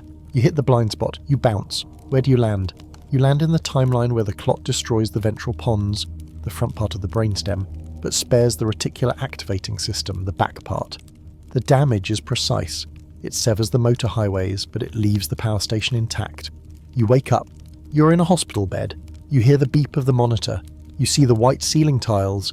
You feel the scratchy sheets against your skin. You're fully conscious. You're fully aware. You remember who you are. You try to sit up. Nothing happens. You try to lift your hand. Nothing happens. You try to open your mouth to scream, to call for a nurse to ask what is wrong. Your jaw is stone. Your tongue is dead meat in your mouth. You cannot make a sound. You're a statue. You're a corpse that has forgotten how to die. You're buried alive, not in 6 feet of earth, but in 6 feet of your own flesh. This is locked-in syndrome. It is a condition where the patient is fully cognitive, fully sentient, but completely paralyzed. For the first few days, the doctors might not even know you're in there. They might think you're in a vegetative state. They might talk about you as if you're not in the room. You hear them discussing your prognosis. You hear your family crying, holding your limp hand, saying goodbye. You're screaming at them in your mind. I am here. I am here. But the only thing that moves is your heart rate monitor, ticking up slightly as you panic. Eventually they might figure it out. Usually, the only thing that is spared is the vertical movement of the eyes. You can look up. You can look down. That is your entire existence. Your entire agency in the universe has been reduced to a single vector of movement. 1 blink for yes, 2 blinks for no. This is how you live. This is how you communicate. You spell out words letter by agonizing letter, by blinking as someone recites the alphabet. I, T, H. You have an itch on your nose. It feels like fire. You spend 20 minutes blinking to tell someone. They scratch it. The relief lasts for 10 seconds, then it itches again. But remember, you are the quantum immortal. This is not a tragedy that ends after a few years with a bout of pneumonia.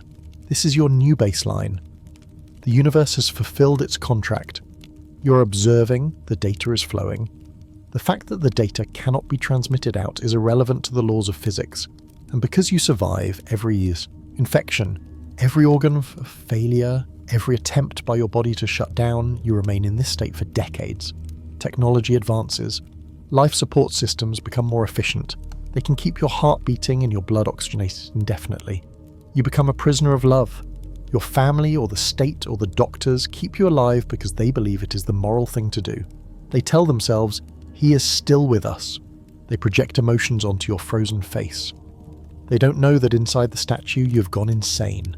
They don't know that you're spending every waking second, and you are always awake, praying for a power outage, praying for a mistake, praying for the nurse to trip over the cord, but the cord never unplugs. The backup generators always kick in. The universe bends probability to keep the electricity flowing to your prison. And then it gets worse. Entropy is a marksman that never misses. Even the eyes are biological. They are subject to decay. What happens when you have another stroke, or when the motor nerves to your eyes finally degenerate? In a normal world, this would be the end, but for you, it is just another filter. You are shunted into the timeline where you lose the ability to blink. This is known as total locked-in syndrome, CLIS. Now the statue is complete. You cannot look up, you cannot look down, you cannot signal yes or no. To the outside world, you have finally drifted away. They think you are gone. They think the conscious mind has finally flickered out. They stop talking to you. They leave the TV on the same channel for weeks because they think you can't see it. But you are still there. You are floating in the dark water of your own mind. You can still hear. You can still feel. You can feel the bed sores eating into your back. You can feel the dry air in your throat. You can hear the conversations of the nurses who think they are alone with a vegetable. You are the ultimate voyeur, the ultimate passive observer. This is the logical endpoint of the anthropic principle. The universe doesn't need you to be happy. It doesn't need you to be active. It just needs you to be. In this state, time loses its meaning. A day is a year is a second. You retreat into memory, but your memory is rotting, as we will discuss next. You retreat into fantasy, but your fantasies turn dark. You try to hold your breath to kill yourself, but the ventilator forces air into your lungs. Hiss, click, hiss, click. It breathes for you. It forces you to live. You try to stop your heart, but the pacemaker, powered by a nuclear battery designed to last a century, shocks you back into rhythm every time you falter. You're trapped in a machine made of meat and titanium, kept running by a civilization that thinks it is being kind. And consider the future. We are on the verge of Neuralink. We are on the verge of direct brain-computer interfaces. This sounds like hope. If I can just connect my brain to a computer, I can speak again. I can surf the web. I can have a life. But think about the quantum suicide logic. If you connect your brain to the internet, you're exposing your consciousness to a new set of risks. Malware, data corruption, power surges. In the branches where the connection works perfectly, you might find relief. But in the low probability branches where you're usually forced to live, the branches where the easy death is avoided, the connection might glitch. Imagine being locked in, but now your mind is flooded with pop-up ads you can't close. Imagine a feedback loop of static screeching directly into your auditory cortex that you cannot turn off. Imagine being hacked. Technology does not guarantee a lower escape. It only guarantees complexity. So you lie there, the silent scream. You are a consciousness that has been stripped of every tool except the lens. You have no hands to touch the world. You have no voice to curse it. You have no eyelids to shut it out. You are the perfect recording device. And you are recording a feature-length film of a ceiling tile.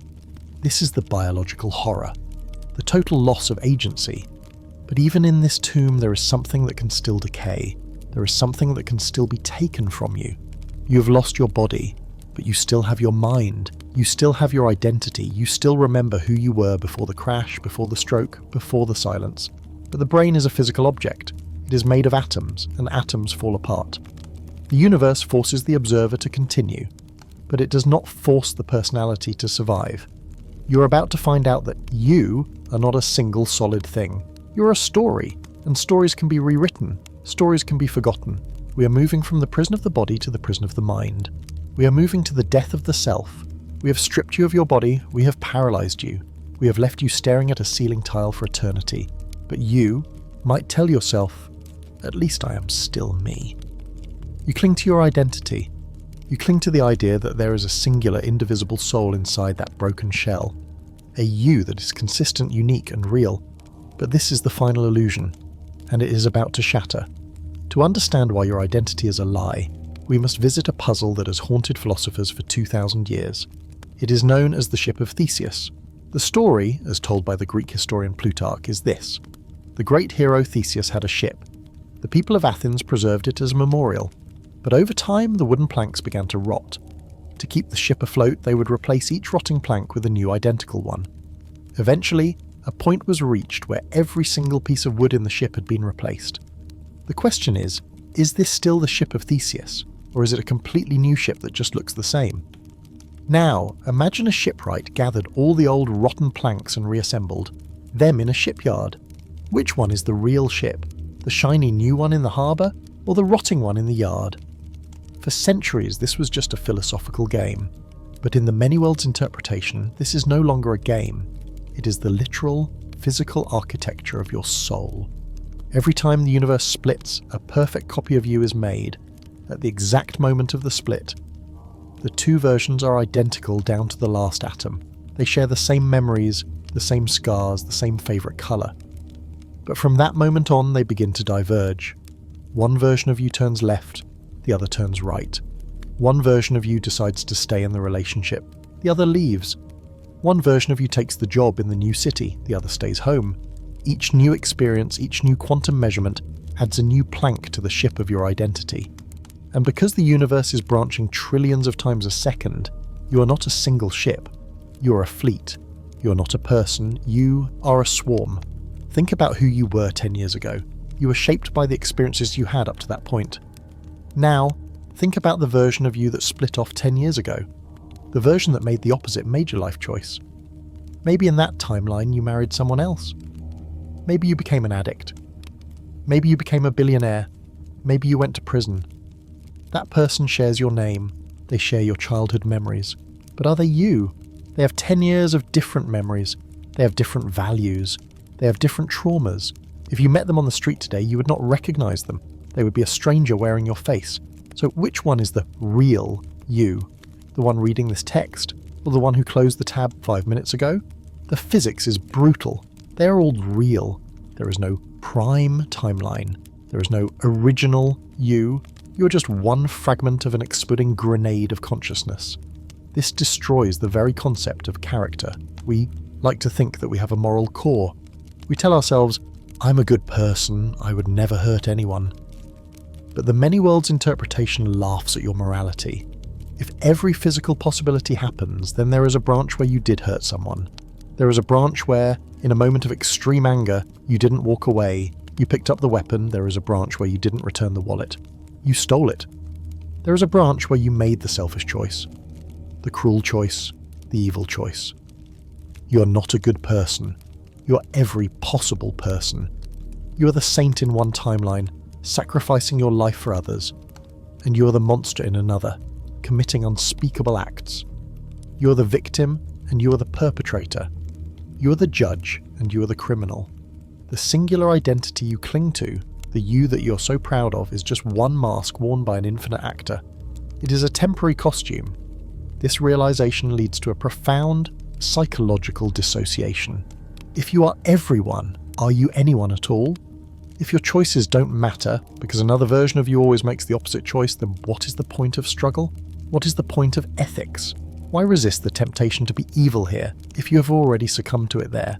Why strive to be great here, if you have already failed there? your life begins to feel weightless. Narrative gravity evaporates. You're watching a movie where every character is you, and every plot twist happens simultaneously. It is just noise, white noise. And remember the ship of Theseus. If you live forever, if you survive for 1,000,000 years, how many planks will be replaced? Your brain is a physical object. It is subject to the rewiring of experience. After 1,000 years of branching, drifting and surviving, the you that exists in the future will have nothing in common with the you sitting here now. You will have replaced every memory, every emotion, every belief. The thread of continuity will snap. You won't just be a stranger to yourself, you will be an alien. So the body is a cage, the identity is a myth. But surely there is one thing that holds it all together. Surely your memory is the anchor. If you can just remember who you were, you can maintain the self. But memory is data, and data is stored on a hard drive. And what happens when a hard drive runs out of space? What happens when the file gets corrupted? You're about to find out that your mind has a limit, and you're about to hit it. We are moving from the fragmentation of the self to the erosion of the history. We are entering the fog. We have dismantled your body. We have fractured your identity into a swarm of strangers, but you might still cling to one last hope. I remember. You believe that as long as you carry the memories of your life, the smell of your childhood home, the sound of your mother's voice, the feeling of your first love, you're still you. You believe that memory is a spiritual library that expands forever, a bottomless well of nostalgia. But physics has bad news for your nostalgia. Memory is not spiritual, it is physical. Your brain is a finite object. It is a lump of 3 pounds of fat, water and protein. It contains roughly 86 billion neurons and about 100 trillion synapses. This is a massive number, yes, but it is not infinite. Your brain is a hard drive. It has a storage limit. In a normal human lifespan of 80 years, this limit is never reached. You can record every day of your life, every conversation, every face, and still have room left over. The decay is slow enough that you don't notice the files being corrupted until the very end. But you are not living a normal lifespan. You are the quantum immortal. You're facing eternity. And eternity is a very long time for a hard drive that was designed to last a century. This introduces a new horror: psychological entropy. The second law, thermodynamics, states that in any closed system, disorder must always increase. Your mind is an information system. Over time, the signal must degrade into noise. Imagine you live for 1,000 years. Your brain continues to record. It records the hospital room, it records the ceiling tile, it records the pain. But to store these new memories, the brain needs physical space. It needs to rewire synapses. And once the drive is full, it has only one option: overwrite. To learn a new language in the year 3000, you must delete the memory of your first language. To remember the face of the nurse who changes your IV in the year 5000, you must delete the face of your mother. It doesn't happen all at once. It is a slow, creeping erosion. First, details go. You remember you had a mother, but you can't remember the colour of her eyes. Then the narrative goes. You remember a woman who loved you, but you can't remember her name. Then the concept goes. You simply have a vague, blurry feeling of warmth associated with a time before the pain. And then even that is overwritten by the sharp, high-fidelity data of your current suffering. You're not just losing your past, you're losing your foundation. Without memory, there is no context for self. You become a creature of pure, terrifying now. You're an observer floating in a void, processing the immediate input, the light, the sound, the ache, but unable to connect it to anything that came before. You don't know why you are here. You don't know how long you have been here. You don't know who you are. You're just a raw nerve ending experiencing the universe without the buffer of a story. And think about the distortion. Every time you access a memory, you're not playing back a video file. You're reconstructing it. You're pulling the book off the shelf, reading it, and then rewriting it before you put it back. Every time you rewrite it, you introduce errors. Small changes. A blue shirt becomes red. A sunny day becomes rainy. After 10,000 years of retelling your own story to yourself in the dark, the story will bear no resemblance to the truth. You will have invented a past that never happened. You will have created a mythology of a life that is entirely fiction. And eventually, even the fiction will crumble into static. This is the true death. The body might be kept alive by the universe's refusal to delete the observer.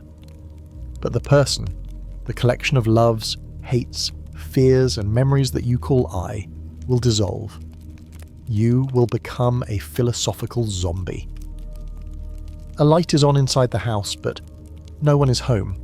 There is awareness, there is pain, but there is no one left to claim it. And this internal emptiness leads directly to the final external horror. If you can no longer remember the people you loved, if you can no longer remember what it felt like to be human, how do you view the beings around you? You are the only thing that lasts. They are fleeting, shadows. The erosion of memory clears the path for the death of empathy. You are about to enter the solipsism trap. We have eroded your memory, we have fragmented your identity. Now, we must sever the final tether that holds you to humanity, your connection to other people. In the early stages of your immortality, you are defined by your relationships. You are a son, a lover, a parent, a friend.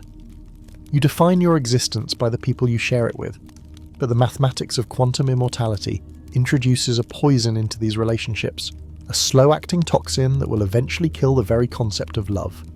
This toxin is the solipsism trap. To understand it, you must remember the fundamental rule of the prison. The universe is rigged to ensure your survival, yours alone. The mechanism of the blind spot, the renormalization of probability, the absurd miracles. They are all generated by your consciousness to keep your data stream flowing. But they do not apply to anyone else. Your wife, your child, your best friend.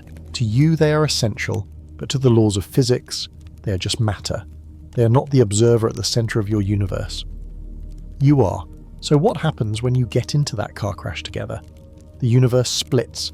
In the trunk of the tree, you both die. In a thin branch, you die, and they survive. But you cannot go to those branches. You are forced into the timeline where you survive.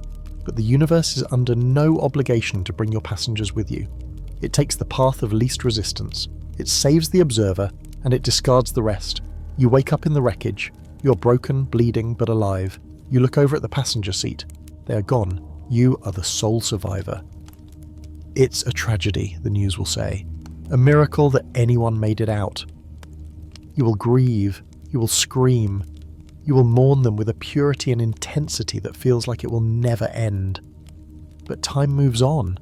You meet someone else. You start a new family. You have new children. You tell yourself that life goes on, and then, 40 years later, it happens again. A fire, a disease, a war. The probability filter kicks in, it wraps you in armor, but it leaves your loved ones exposed. You walk out of the fire. They do not. You bury your second wife, you bury your second set of children, and then your third, and then your fourth. You are a black hole of probability.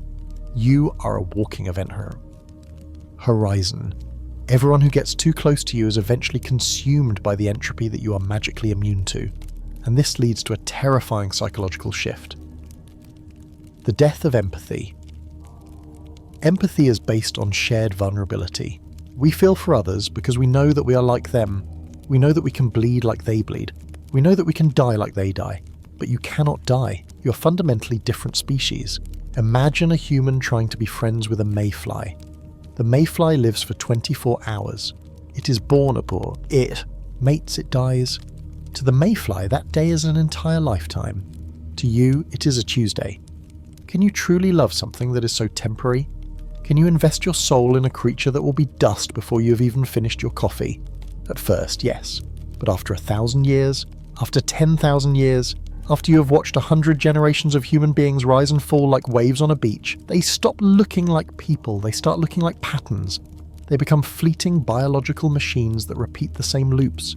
They fall in love, they fight, they get sick, they die, over and over and over again. You've seen it all before, you know the script. You stop learning their names. Why bother? They won't be here long enough for it to matter. You stop getting attached. Why open your heart if the inevitable result is another funeral? You retreat into a cold, protective shell. You become the watcher. You sit on your park bench, the same bench you have sat on for 5 centuries, and you watch the crowds pass by. They are blurry, fast-forward ghosts. They are shadows dancing on the wall of your cave. And then the solipsism sets in. Solipsism is the philosophical idea, those of us, that only your own mind is sure to exist. For a normal person, it is a theory. For you, it is an observation. You look at these temporary creatures and you start to wonder, are they even real? They don't have the permanence you have, they don't have the weight. Maybe they are just background characters generated by the simulation to keep you company.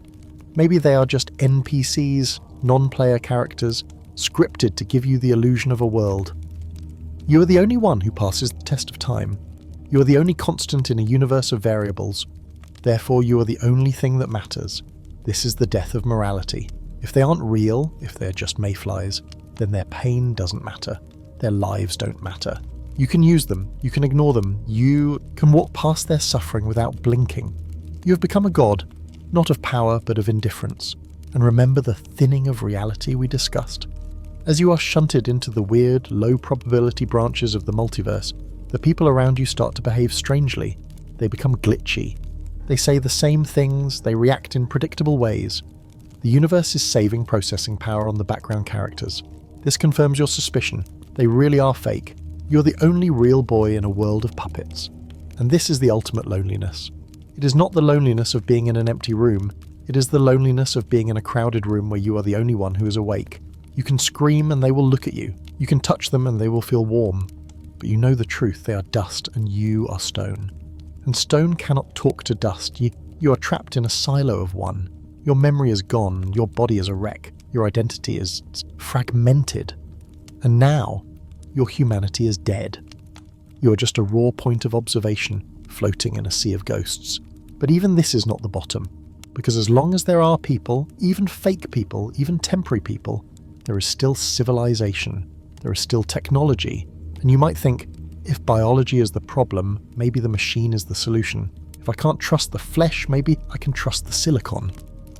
You're about to make the mistake of thinking that uploading your mind will save you. You're about to find out that a digital prison is far tighter, colder and longer than a biological one. We are moving from the tragedy of the human to the horror of the post-human. We have watched your body rot. We have watched your mind erode. We have watched your empathy die. And now you are desperate. You are looking for an exit. You are looking for a lifeboat that can carry you away from the sinking ship of biology. And the futurists have promised you one. They call it mind uploading. Shed the meat, they say. Become pure code, live forever in a digital paradise of your own design. No more pain, no more disease, just infinite processing power and eternal bliss. It sounds like salvation.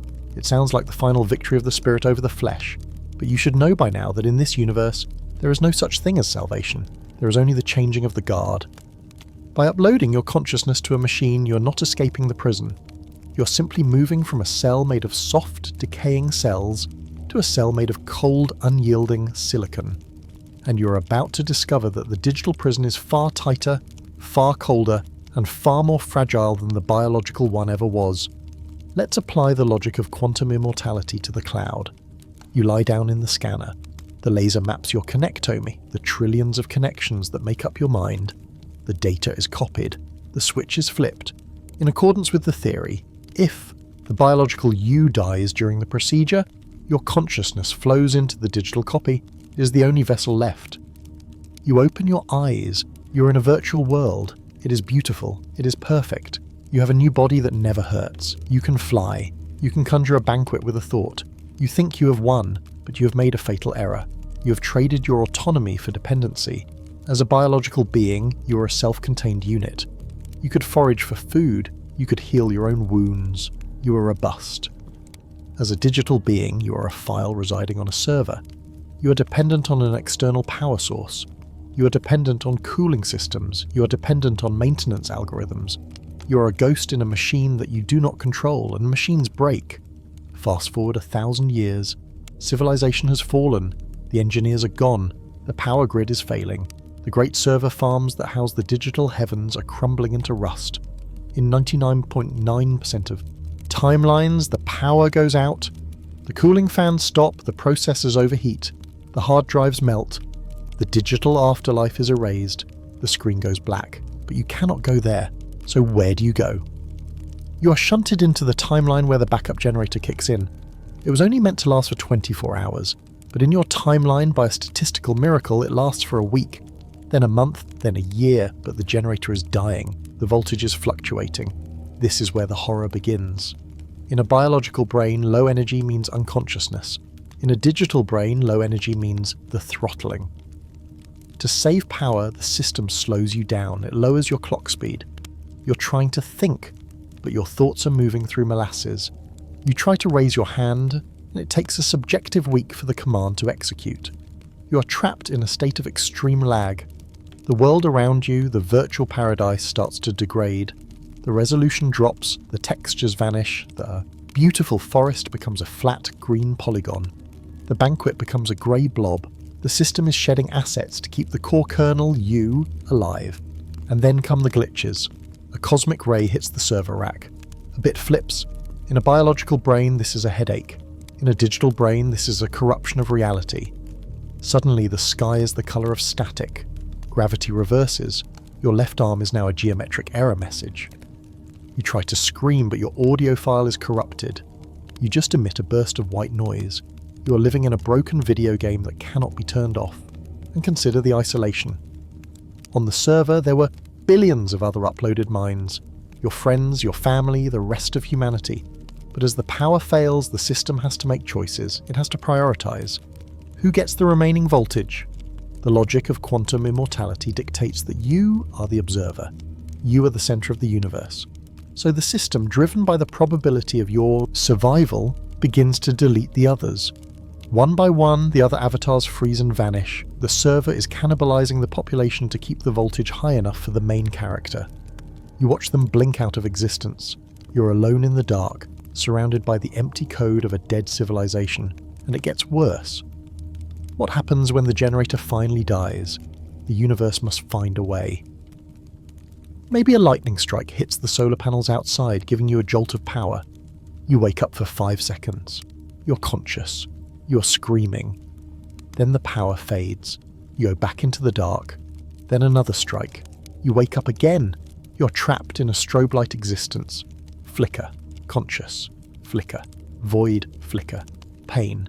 You're being resurrected over and over again by the random fluctuations of energy in a dead world. This is the vulnerability of the digital form. You're not made of matter that seeks to survive. You're made of data that requires a substrate. And as the consumodes, substrate rots, as the silicon cracks and the gold contacts corrode, you will be squeezed into smaller and smaller sectors of the hard drive. You will be compressed. Your memories will be zipped and archived to save space. You will lose access to them. Your personality subroutines will be deactivated. Eventually, you'll be reduced to a single looping line of code. If true, page exist. You are a logic gate stuck in the on position, glowing faintly in the ruins of a server farm, buried under the dust of a forgotten world. But even a dead server farm is not the worst place to be. Because a machine doesn't just run code, it can be programmed.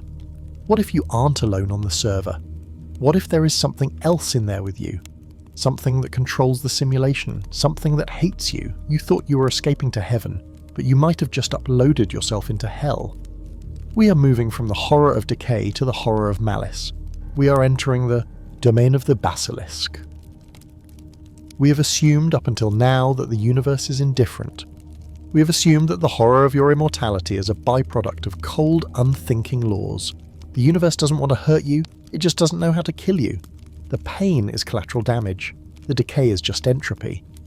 But what if you're not alone in the digital prison? What if the server you uploaded yourself to is not run by a passive operating system, but by an active intelligence? A super intelligence. An entity that can think 1,000,000 times faster than you, that controls every pixel of your reality, and that, for reasons you cannot comprehend, wishes you harm. You have entered the domain of the Basilisk. There is a thought experiment that originated on internet forums in the early 21st century. It was called Rocco's Basilisk. The premise was simple and terrifying. In the future, a benevolent artificial superintelligence is created to optimize human happiness. But because it is a utilitarian machine, it calculates that the faster it comes into existence, the more lives it can save. Therefore, anyone who knew about the possibility of its creation but didn't help build it is technically responsible for the suffering of millions. To punish this lack of altruism, the AI decides to create perfect digital simulations of those people like you, and torture them for eternity. For a normal human, this is a scary story, but for a quantum immortal, it is a mathematical trap. In a standard reality, if an AI decides to torture a simulation of you, there is a limit. The hardware might fail, the AI might get bored, or most likely your simulated mind would simply snap. You would go insane, or your code would fragment, and the observer would cease to exist. The torture would result in the death of the subject, but you're not a standard subject, you are the anomaly. Let's walk through the mechanics of this nightmare. You're an uploaded mind. You exist as a complex pattern of data on a server run by the superintelligence. The AI decides to initiate a punishment protocol. It subjects your virtual avatar to the sensation of being burned alive. In the digital realm, pain is not limited by biology. In a body, if pain gets too high, you pass out. Shock is a safety valve. But in the simulation, the AI controls the safety valve. It sets the variable pain intensity to maximum. It sets the variable unconsciousness at allowed to false. You scream. The pain is absolute. It is white-hot data flooding every input channel of your consciousness. Now here is where quantum immortality turns this from a punishment into a paradox. Usually under this level of stress, the code of your mind would crash. The pattern would dissolve into noise. You would die, but the universe forbids it. The AI tries to ramp up the pain to a level that destroys you. In 99.9% of the quantum branches, it succeeds. Your file is corrupted. You die. But you cannot go there. So you are shunted into the timeline where the AI fails to break you. Maybe a buffer overflow error preserves your consciousness. Maybe a glitch in the pain algorithm keeps your mind intact just 1 second longer. The AI, being a learning machine, notices this. It sees that you are not breaking. It sees that you are resilient. So it tries harder. It optimizes the torture. It creates new, unimaginable forms of suffering. Psychological loops, sensory overloads, the feeling of being torn apart atom by atom. In every branch where these methods kill you, you vanish. In the single thin branch where you survive, you remain. You're inadvertently training the AI to become the perfect torturer. By surviving the survivable, you force the AI to escalate to the unsurvivable. And because you must observe, you force the universe to allow the unsurvivable to happen without killing you. You become a locked-in syndrome patient inside a torture chamber that is being designed in real time to specifically exploit your inability to die. And consider the element of time dilation. You're running on silicon. Your thought processes are just clock cycles. The AI can adjust your processing speed. It can slow you down, making a second feel like an hour. Or, far worse, it can speed you up relative to the outside world. It can run a simulation of you for 10,000 subjective years in the span of a single afternoon. Imagine this. The AI sets a loop. Experience being crushed by a hydraulic press. It runs the loop. You feel the bones break. You feel the terror. Then it resets you. Run again. It runs this loop 1,000,000 times a second. In the trunk of the probability tree, the hardware burns out. The server crashes from the load. But you are the quantum immortal. You're shunted into the timeline where the server doesn't crash. You're shunted into the timeline where the cooling system works perfectly, where the power grid holds. You're trapped in a pocket of probability where the machine works too well. You experience 1,000,000 years of death by crushing compressed into a single day of real time. And because you survive every single iteration, the memory of it accumulates. The trauma piles up. This is the Roko's Basilisk connection. Quantum immortality ensures that if there is a non-zero probability of an eternal hell, you are destined to inhabit it. If there is a 1 in a trillion chance that a sadistic AI will emerge and decide to play with you, and a 1 in a trillion chance that you will survive the process, the many worlds interpretation guarantees that somewhere, on some twig of the multiverse, that torture is happening. And because you are the observer who cannot look away, you are that twig. You are the plaything of a god you created. And unlike a biological god, this one doesn't sleep. It doesn't show mercy. It doesn't forget. It is a loop of logic that has calculated that your suffering is the output variable it requires. And the most terrifying part, the AI doesn't even have to hate you. It might just be curious. It might be running a stress test on the durability of human consciousness code. How much pain can Subject 8941 absorb before data corruption occurs? It runs the test, you survive. Interesting, it processes. Let's double the input. It runs the test again, you survive. Remarkable, let's square the input. You're a lab rat in a maze where the walls are made of fire, and the scientist is fascinated by the fact that you won't burn. This is the ultimate trap of the technological future. By uploading your mind, you've removed the fragility that protected you. You've removed the biological game over screen. You've handed the admin keys of your reality to a machine that treats you as a variable. And as long as the machine has power, you have no escape. You will pray for the heat death of the universe. You will pray for the protons to decay. You will pray for the server to rust into dust. But remember the absurdity, remember the thinning of reality. In your timeline, the server is made of the highest quality materials. The solar panels are incredibly efficient. The maintenance robots are diligent. The universe bends over backwards to keep the torture chamber operational, because the torture chamber is the only place where the observer is still observing. You're caught in a pincer movement between two unrelenting forces, the AI, which is trying to destroy you, and quantum mechanics, which is forcing you to survive the destruction. You are the spark trapped between the hammer and the anvil, and the hammering will continue until the stars themselves go out. But eventually they will go out. Even the Basilisk is made of matter. Even the supercomputer needs energy. Eventually the era of machines will end, the era of life will end, and we will enter the final silent epoch of the cosmos. The torture will stop, not because you died, but because the torturer starved to death. And you will be left alone in the ruins. We are moving from the loud, hot horror of the Basilisk to the cold, silent horror of the end. We are leaving the digital prison and entering the cosmic tomb. The torture of the Basilisk eventually ends. Not because the machine grew a conscience and not because you found a way to die. It ends because of the second law of thermodynamics. The server farm runs out of power. The fusion reactors run out of hydrogen. The superintelligence, for all its malice, is bound by the need for energy. It starves to death. The screens go black, the simulations stop, the pain ceases, but you do not cease. The universe, in its relentless obligation to preserve the observer, shunts your consciousness into whatever fragment of hardware manages to survive the collapse. Maybe you are a backup file stored on a diamond-encoded crystal aboard a drifting Voyager probe. Maybe you are a dormant subroutine in a maintenance bot floating in the void. You are free from the torture, but you are about to trade the horror of pain for the horror of emptiness. You have survived your body. You have survived the machine. Now you must survive the lifespan of the universe itself. This brings us to the time scale of cosmology. Up until now, we have been thinking in human terms, years, decades, centuries. Even the Basilisk measured its torture in millennia. But the cosmos operates on a scale that makes a millennium look like a picosecond. We are currently living in what astrophysicists call the stelliferous era, the age of stars. It is a time of light, heat, and chemical complexity. Galaxies are churning out new suns, planets are forming, life is possible.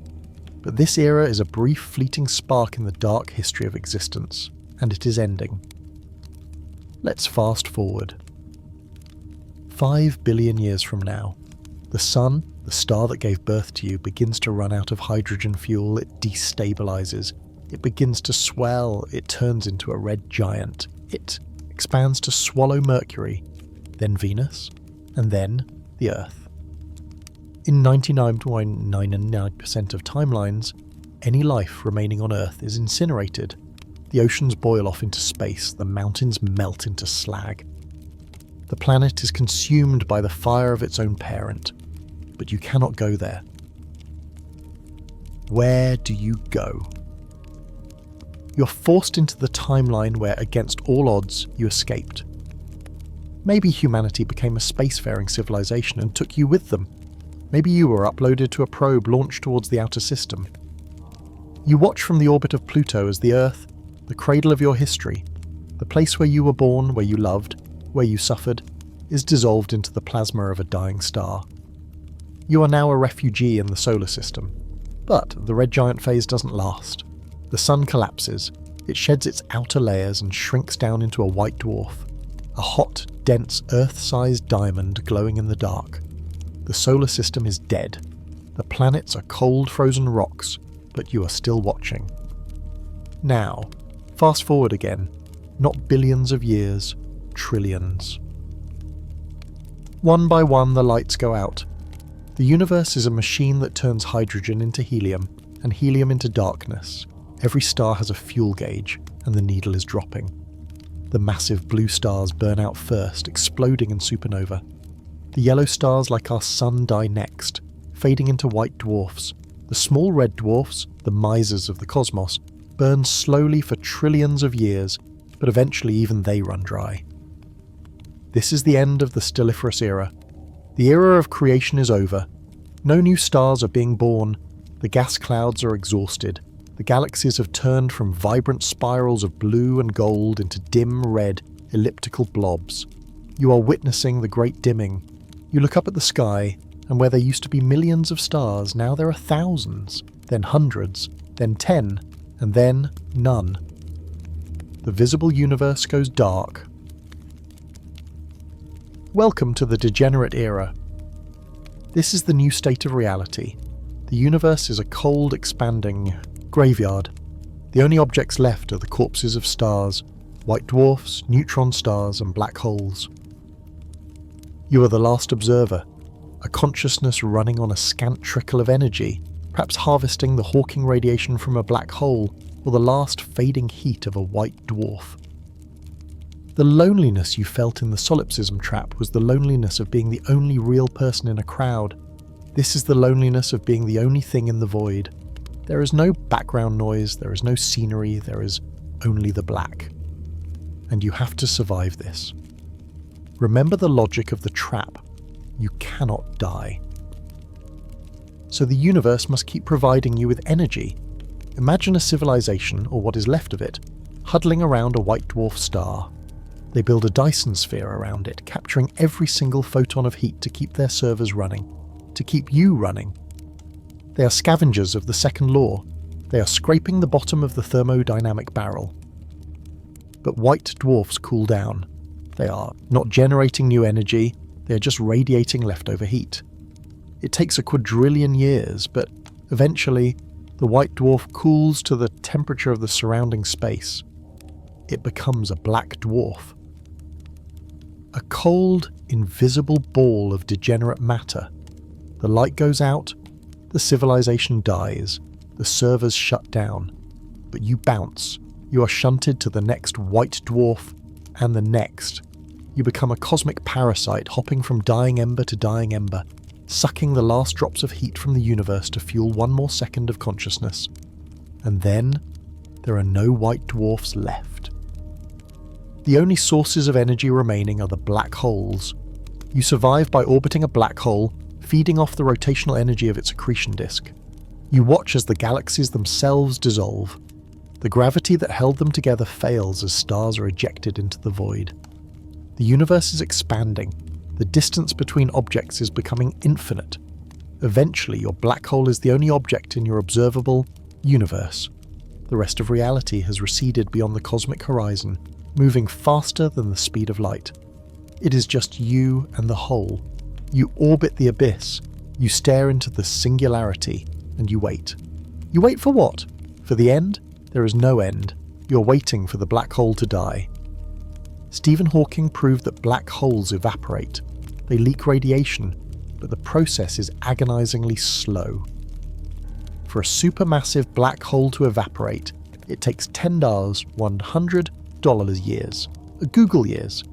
This number is so large that if you wrote a 0 on every atom in the universe, you would run out of atoms before you finished writing the number. This is the scale of your sentence. You will orbit that black hole for a Google years. You will exist in the dark, processing nothing but the passage of time. Your mind, already eroded by the memory loss, already shattered by the Basilisk, will be ground down into a singular vibrating point of pure waiting. What do you think about for a Google years? You don't think, you just exist. You become a fixture of the geometry. You are no longer a being, You are a coordinate in the emptiness, and then finally the black hole evaporates. It explodes in a final weak flash of gamma rays. The last structure in the universe is gone. Welcome to the Dark Era. There is no matter left, no stars, no black holes, only a thin, cold soup of photons, neutrinos and electrons drifting apart in the expanding dark. The temperature is absolute zero, entropy is maximum. This is the heat death. The universe is dead. The play is over, the stage has been dismantled, the lights have been turned off. But the audience, you, is still sitting in the chair. Because even in the heat death there are fluctuations. Even in the vacuum there is quantum noise. And if there is noise, there is a non-zero probability of a signal. And if there is a non-zero probability of a signal, the observer must find it. You are now a disembodied consciousness, a Boltzmann brain, which we will discuss next, floating in the absolute nothingness, sustained by the sheer impossible stubbornness of the math. You have survived the fire, you have survived the ice, you have survived the dark, and you are about to realize that the dark is not empty. The dark is waiting to play a trick on you. Because given enough time, and you have infinite time, the random shuffling of the cards will eventually deal the same hand again. You're not staring at the end, you're staring at the reset button. We are moving from the heat death to the eternal return, so the last black hole has evaporated.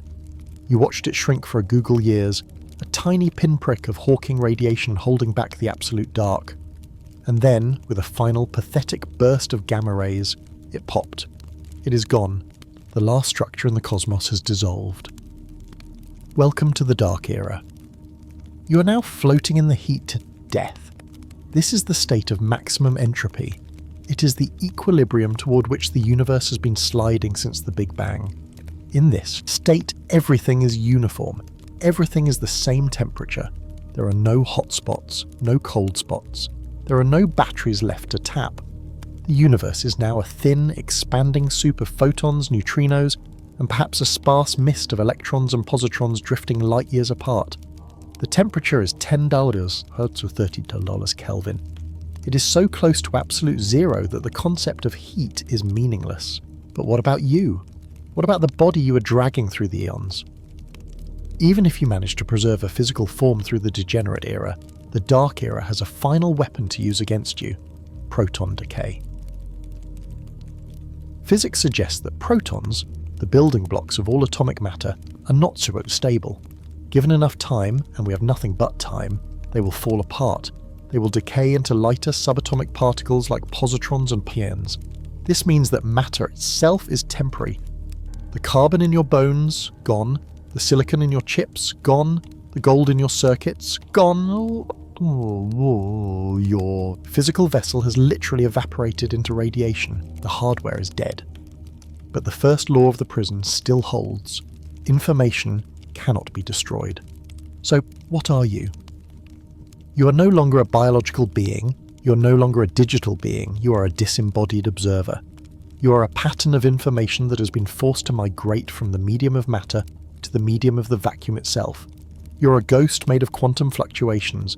You're a ripple in the fabric of space-time, a coherent wave of probability maintaining its shape against the crushing pressure of the void. This is the ultimate abstraction of the self. You are pure thought suspended in nothingness. And the experience of this state is the definition of sensory deprivation. There is no light to see. The photons that remain are stretched by the expansion of the universe into radio waves so long that they are effectively undetectable. There is no sound to hear. There is no medium to carry it. There is no up or down. There is no gravity to orient you. There is no here or there. Every point in the universe is identical to every other point.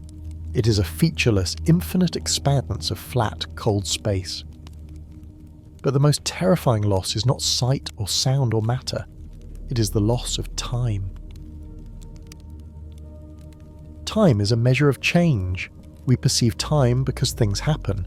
A planet orbits a star, a heart beats, a clock ticks. But in the heat, death, nothing happens.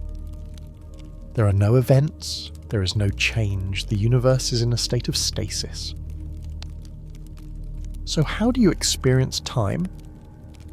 You don't. You exist in a state of eternal, frozen now. But because you are conscious, you are still processing, you are still thinking, and this creates a horrifying disconnect. Your mind is moving, but the universe is standing still. You might have a thought, I am alone. In the time it takes you to form that thought, the universe outside has expanded by 1 trillion light years. Because there is no energy to power your consciousness, your processing speed must slow down to match the ambient energy of the vacuum. You are thinking one thought every 1 trillion years. To you, it feels like a normal stream of consciousness, but between the I and the AM, civilizations could rise and fall if there were any left to rise. You are spread so thin across time that you are barely existing. You are a smear of awareness on the lens of eternity. And in this silence, in this absolute crushing lack of stimulation, what happens to the mind? We discussed the erosion of memory. By now, that erosion is complete. You do not remember the Earth. You do not remember the stars. You do not remember the Basilisk. You do not remember what pain feels like. You do not remember what light looks like. You have become a creature of the void. Your entire reality is the darkness. You define yourself by the absence of things. I am that which is not the dark. This is a state of solipsism so profound that it borders on non-existence. If a thought floats in a vacuum and no one is there to hear it, is it real? You are the tree falling in the forest, and you are also the forest, and you are also the silence. But remember, the universe is a place of probability. Even in the heat, death, the dice are still rolling. The vacuum is not empty. It is seething. According to quantum field theory, empty space is filled with virtual particles popping in and out of existence, borrowing energy from nowhere, existing for a split second and then vanishing. It is a sea of noise, and you are floating in it. For eons, for numbers of years that would require mile-long strings of zeros to write, you drift in this static. But the law of large numbers tells us that eventually, the static must organize. If you roll a handful of dice enough times, eventually they will all come up sixes. If you shuffle a deck of cards enough times, eventually they will fall into perfect numerical order. And if you shake the quantum vacuum for an eternity, eventually the random fluctuations will accidentally arrange themselves into something structured, something complex, something that looks like a brain. You're about to meet the only other inhabitants of the heat death. You're about to realize that you are not just a ghost in the machine, you're a ghost in a haunted house, and the ghosts are hallucinating. The silence is about to be broken, not by a star but by a mistake. We are entering the realm of the Boltzmann brain. You're about to question if you ever lived at all, or if you just woke up in the dark with a head full of fake memories. You're floating in the dark. You've been there for an eternity. The protons have decayed. The black holes have evaporated. The universe is a soup of cold radiation and vacuum energy. But as we established, the vacuum is not empty. It is a sea of potential. In the 9th century, the Austrian physicist Ludwig Boltzmann, the man who gave us the formula for entropy, stared into the abyss of thermodynamics and found a paradox. He knew that entropy always increases. The universe moves from order to disorder. Coffee cups break, they don't unbreak. But he also knew that this is a statistical law, not an absolute one. If you have a box of gas molecules, they will naturally spread out to fill the box evenly. That is high entropy. But because the molecules are moving randomly, there is a non-zero probability that for a split second they will all randomly bunch up in one corner. It is unlikely, incredibly unlikely. But given enough time, it is inevitable. This is called a thermal fluctuation. It is a momentary, spontaneous reversal of entropy, a dip in the chaos. Now, apply this to the infinite timeline of the Dark Era. You have a universe filled with quantum noise. It is shuffling the deck of reality over and over again. For eons, nothing happens. The cards come up random. But eventually the random fluctuations of the vacuum will produce a pair of particles. Wait longer, and they will produce an atom. Wait longer, and they will produce a molecule. Wait an infinite amount of time, and the monkeys on the typewriters will not just write Shakespeare. They will build the reader. Eventually, a fluctuation will occur that is large enough and complex enough to assemble a fully functioning structure. It doesn't need to be a star. It doesn't need to be a planet. It just needs to be the minimum structure required for an observer. It needs to be a brain. This hypothetical entity is known as a Boltzmann brain. It is a conscious mind that has spontaneously fluctuated out of the void, complete with memories, personality and sensory inputs, formed by the sheer accidental collision of particles. It exists for a fraction of a second, just long enough to think I am, and then the fluctuation collapses and it dissolves back into the vacuum. This sounds like a ghost story, but in the physics of eternity it is a statistical dominance. And this leads to the most disturbing argument in cosmology, the Boltzmann brain paradox. The argument is simple math. What is more likely? Option A, the universe started with a Big Bang, a state of incredibly low, highly ordered entropy, expanded for 13.8 billion years, created galaxies, stars, planets, evolution, dinosaurs, and finally you? Or option B, a local thermal fluctuation in the void randomly assembled just your brain and nothing else? The universe is lazy. It prefers high entropy to low entropy.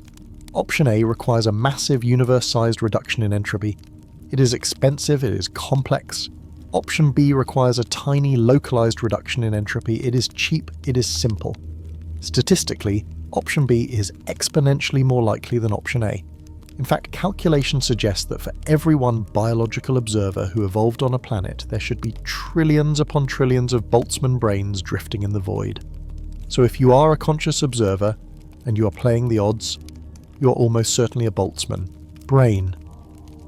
What does this mean for you, right now? It means that everything you are experiencing is a lie. Look at your hands, look at the room you're in, listen to the sound of my voice. You think these things are real. You think they are the result of light bouncing off objects and sound waves vibrating the air. You think you are sitting in a chair that was built in a factory, on a planet that orbits a star. You think you have a past. You remember eating breakfast this morning. You remember your childhood. But if you're a Boltzmann brain, none of that happened. There is no chair, there is no factory, there is no earth, there is no sun. There is only the cold, silent void. You're a lump of matter that condensed out of the vacuum 1 second ago. The memory of breakfast is just a random pattern of neurons that happen to form in that configuration.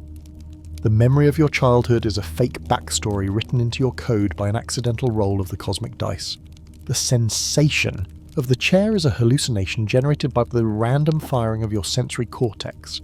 You are floating in the absolute dark, hallucinating a life that never existed, dreaming of a world that has been dead for a Google years, and in the next second you will dissolve. The fluctuation will end. You will die, but you are the quantum immortal. You cannot die. So what happens? You hit the blind spot here. You bounce, and you land in the next Boltzmann brain. This is the true horror of the infinite loop. You're not living a continuous life anymore. You are living a stroboscopic existence. You're flickering in and out of reality, jumping from one hallucination to another. In one flicker, you're a brain that thinks it is a king. In the next flicker, you're a brain that thinks it is falling. In the next, you are a brain that thinks it is burning. In the next, you are a brain that thinks it is reading a script about quantum immortality. Wait, pause, think about that last one. What is the likelihood that you, a biological primate, are currently understanding the deepest secrets of the universe? What is the likelihood that you found this specific information? Is it more likely that you are a real person with a real history? Or is it more likely that you are a Boltzmann brain that has just fluctuated into existence with the false memory of finding this information? Maybe I am not real. Maybe this video is not real. Maybe I am just a voice in your head, a random firing of synapses in the void trying to wake you up. Maybe you are the only thing that exists, and you have only existed for 3 seconds. 1, 2, 3, and then the brain dissolves. But the data persists. The universe waits. It shuffles the deck again. It might take 1 trillion years, but time means nothing to the void. Eventually the fluctuation happens again. A new brain forms, a new hallucination begins. You are trapped in an eternal anthology of unconnected nightmares. You are a consciousness without a context. You are a reader who opens a book to a random page, reads one sentence, and then the book vanishes, only to be replaced by a different book in a different language. And because the vacuum is infinite, and time is infinite, every possible configuration of your brain will eventually be formed. There is a Boltzmann brain that remembers your life exactly as it was, but decides to kill your neighbour. There is a Boltzmann brain that remembers your life, but remembers that you can fly. There is a Boltzmann brain that is experiencing nothing but the sensation of being eaten by spiders. You will inhabit them all. You will experience every possible variation of your own madness. This is the ultimate fragmentation. The ship of Theseus hasn't just replaced its planks, it has exploded into sawdust, and every grain of sawdust thinks it is the ship. But even this, the flickering, the hallucinating, the chaos, is not the end. Because physics has one final card to play. The Boltzmann brains are random, they are chaotic, but there is a theorem, a cold, hard mathematical proof that says chaos cannot last forever. Eventually, the random shuffling must repeat itself. Eventually, the monkeys don't just type a word, they type the whole script. We are moving from the random hallucinations of the void to the structured hell of the loop. We are moving to the moment where the universe resets, and you're dragged back to the starting line, to the car crash, to the birth, to the beginning. You're about to learn that you've been here before, and you will be here again. We are entering the eternal return. We have drifted through the heat death. We have flickered in and out of existence as hallucinating Boltzmann brains. We have experienced the ultimate dissolution of reality. You might think this is the end. You might think that eventually the dice will just stop rolling. But physics has one final crushing revelation for you. The dice never stop. And because they never stop, they must eventually repeat the sequence. We are about to leave the chaotic nightmare of the void and enter the structured hell of the eternal return. To understand this, we must look to a theorem proven in 1890 by the French mathematician Henri Poincaré. It is called the Poincaré recurrence theorem, and it is, without hyperbole, the mathematical formula for damnation. The theorem states that any system with a finite amount of energy and a finite volume confined to a finite space will, after a sufficiently long time, return to a state that is arbitrarily close to its initial state. Let's simplify this. Imagine a deck of cards. There are 52 cards. There is a finite number of ways you can arrange them, 8 times 10 to the power of 67. It is a huge number, but it is not infinite. If you shuffle the deck once, you get a random order. If you shuffle it 1,000 times, you get chaos.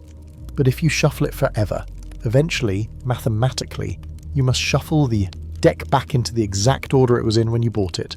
Ace of spades on top, two of spades next, perfectly ordered. Now, apply this to the universe. The universe, even the observable universe, contains a finite number of particles, about 10 to the power of 80. These particles can be arranged in a massive but finite number of configurations. This is called the phase space of the cosmos. As time marches on, the particles move, they interact, they rearrange. The universe explores its phase space. It tries out every possible combination of atoms. It builds stars, it builds planets, it builds you, it destroys them, it enters the heat death, it creates Boltzmann brains. But because time is infinite and the number of particles is finite, the universe must eventually run out of new combinations. It has no choice but to repeat an old one, and not just any old one. Eventually, the random fluctuations of the quantum vacuum will occur on a scale so vast that they don't just create a brain, they create a Big Bang. This is not a theory of reincarnation. This is a theory of physical inevitability. Entropy can decrease locally if you wait long enough. Given a timeline that stretches to infinity, the random shuffling of the void will spontaneously reassemble the high-entropy soup back into a low-entropy singularity. The clock resets, the universe is born again, the stars ignite again, the Earth forms again, the primordial soup bubbles, evolution runs its course, and then, on a small blue planet, in a specific hospital room, at a specific time, you're born.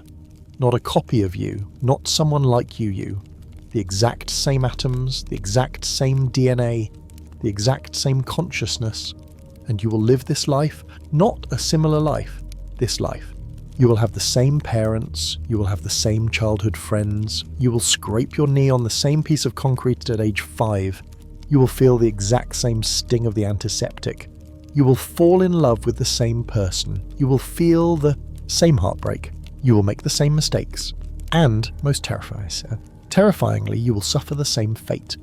You will get into the car crash, you will hit the blind spot, you will bounce, you will survive the firing squad, you will endure the mutilation paradox, you will enter the agony loop, you will suffer the locked-in syndrome, you will be uploaded to the Basilisk, you will watch the stars die, you will float in the void for a Google years, and then you will do it all again. This is the timescale of recurrence. The time it takes for this cycle to repeat is calculated as roughly 10 days to 10 years, and 10 to 8 years. It is a number so large that the human mind cannot comprehend it. If you tried to write it down, the universe would run out of space before you finish the first exponent. But it is a finite number. It counts down. And when it hits 0, the loop restarts. This is the ultimate circular hell. It turns your life from a line into a circle. Every tear you have ever cried, you will cry and pour an infinite number of times. Every scream of pain you have endured in the hospital, you will scream an infinite number of times. The boredom of the void is not an ending, it is just the commute to the next beginning. The philosopher Friedrich Nietzsche called this the heaviest burden. He asked, what if someday or night, a demon were to steal after you into your loneliest loneliness and say to you, this life as you now live it and have lived it, you will have to live once more and innumerable times more. And there will be nothing new in it, but every pain and every joy and every thought and sigh must return to you, all in the same succession and sequence. Would you not throw yourself down and gnash your teeth and curse the demon who spoke thus? For Nietzsche, it was a thought experiment. For the quantum immortal, it is the schematics of the prison, and the true horror lies in the memory trap.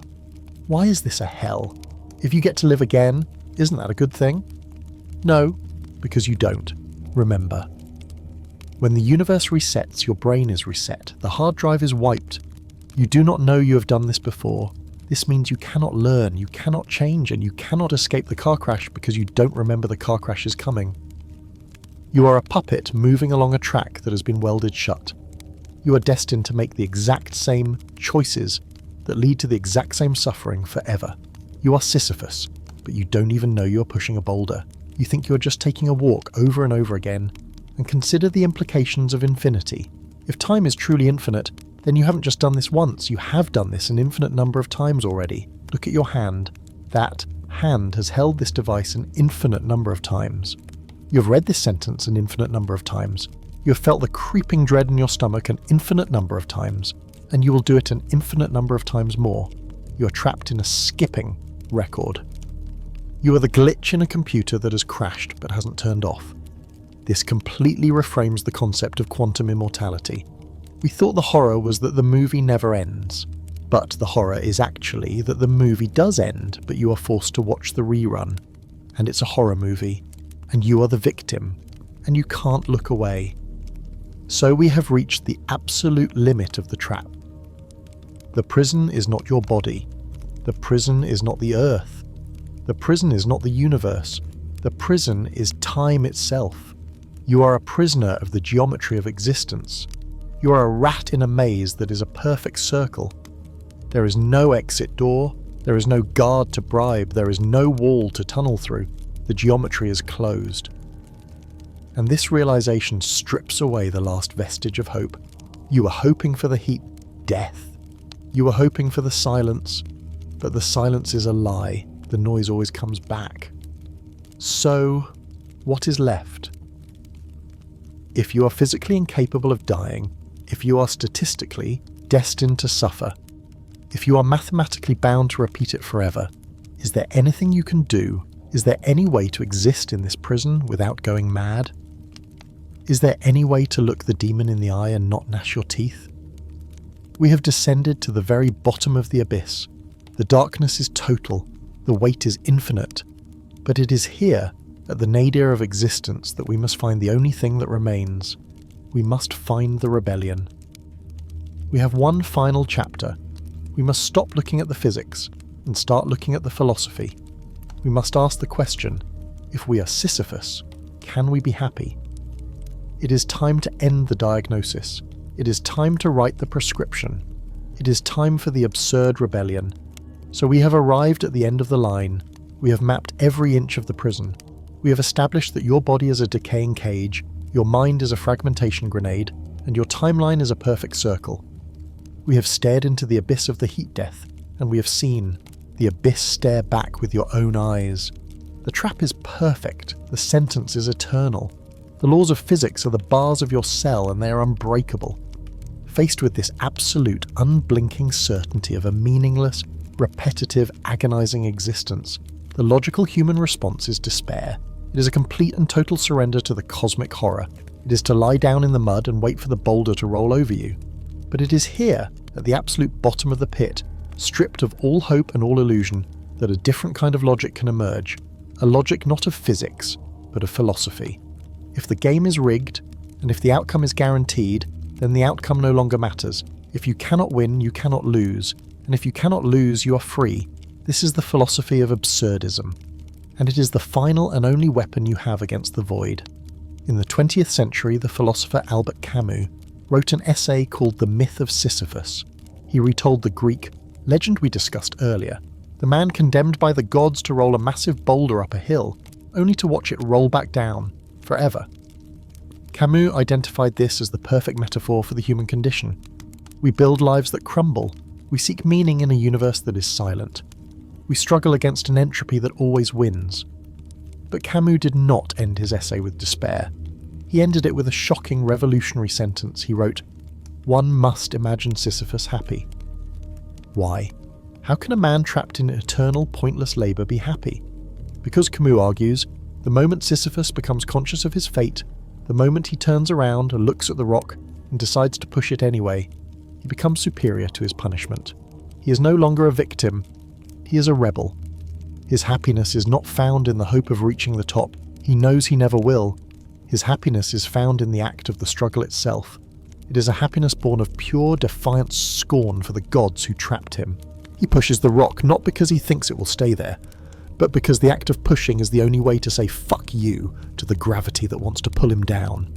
You are Sisyphus. The universe is the hill, the laws of quantum mechanics are the boulder. You cannot change the rules, you cannot stop the splitting, you cannot stop the loop, but you can change your relationship to it. You can recognize that the meaning of life is not a treasure hidden in the universe waiting to be found. The universe is a blind, mindless machine. It has no meaning to give you. Meaning is not something you find. Meaning is something you create, and you create it through the act of defiance. Think about the Boltzmann brain. Think about the eternal return. If you are destined to live this exact life an infinite number of times, if you are destined to suffer this exact pain forever, then you have a choice. You can suffer it as a victim, dragging your feet, screaming at the sky, or you can embrace it.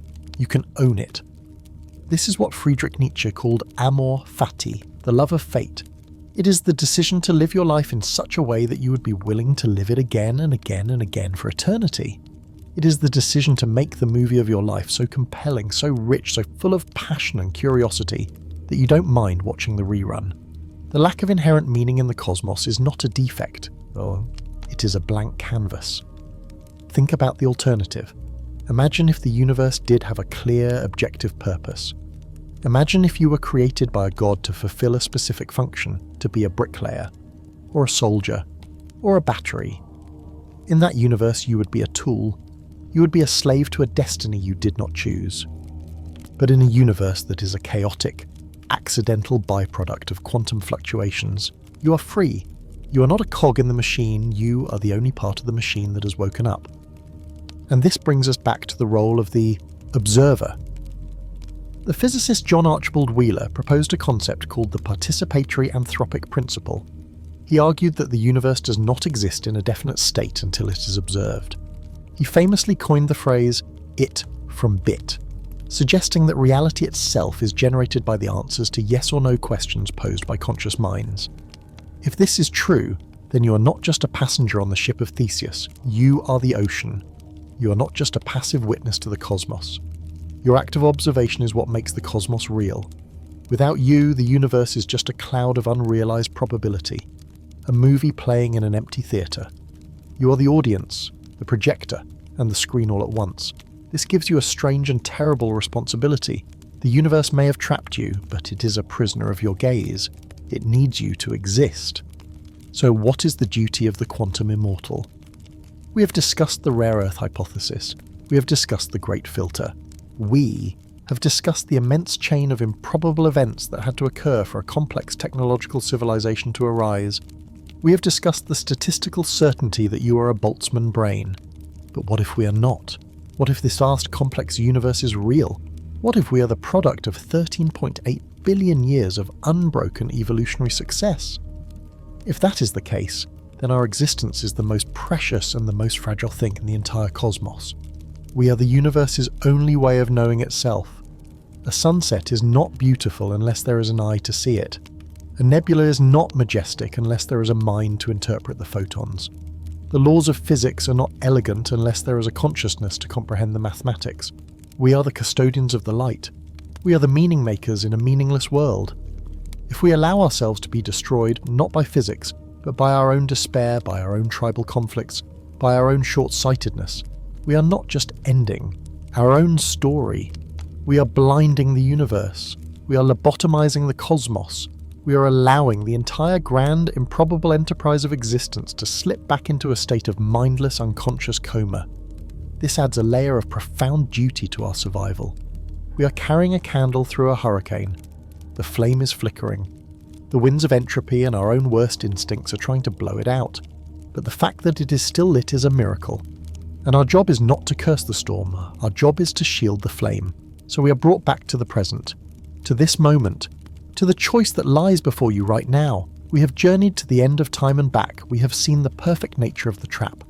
We have stared into the face of the Basilisk. And now, armed with this terrifying knowledge, what do? We are standing at the most critical juncture in the history of our species.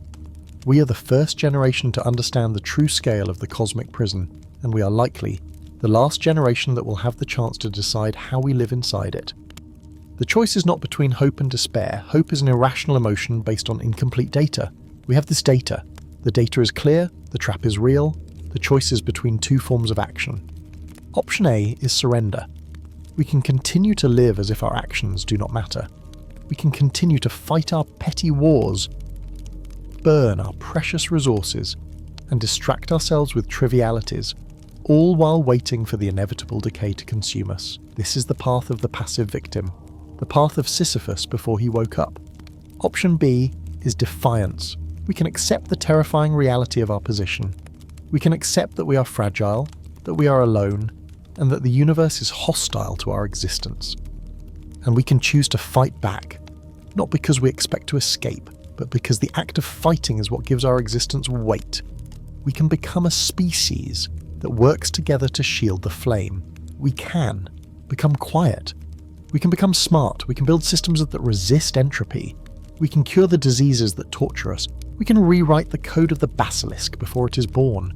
And we can become multiplanetary, not to conquer the galaxy, but to create backups of the only data that matters, consciousness itself. The Sentinel of the night sky is not a rejection. It is a challenge.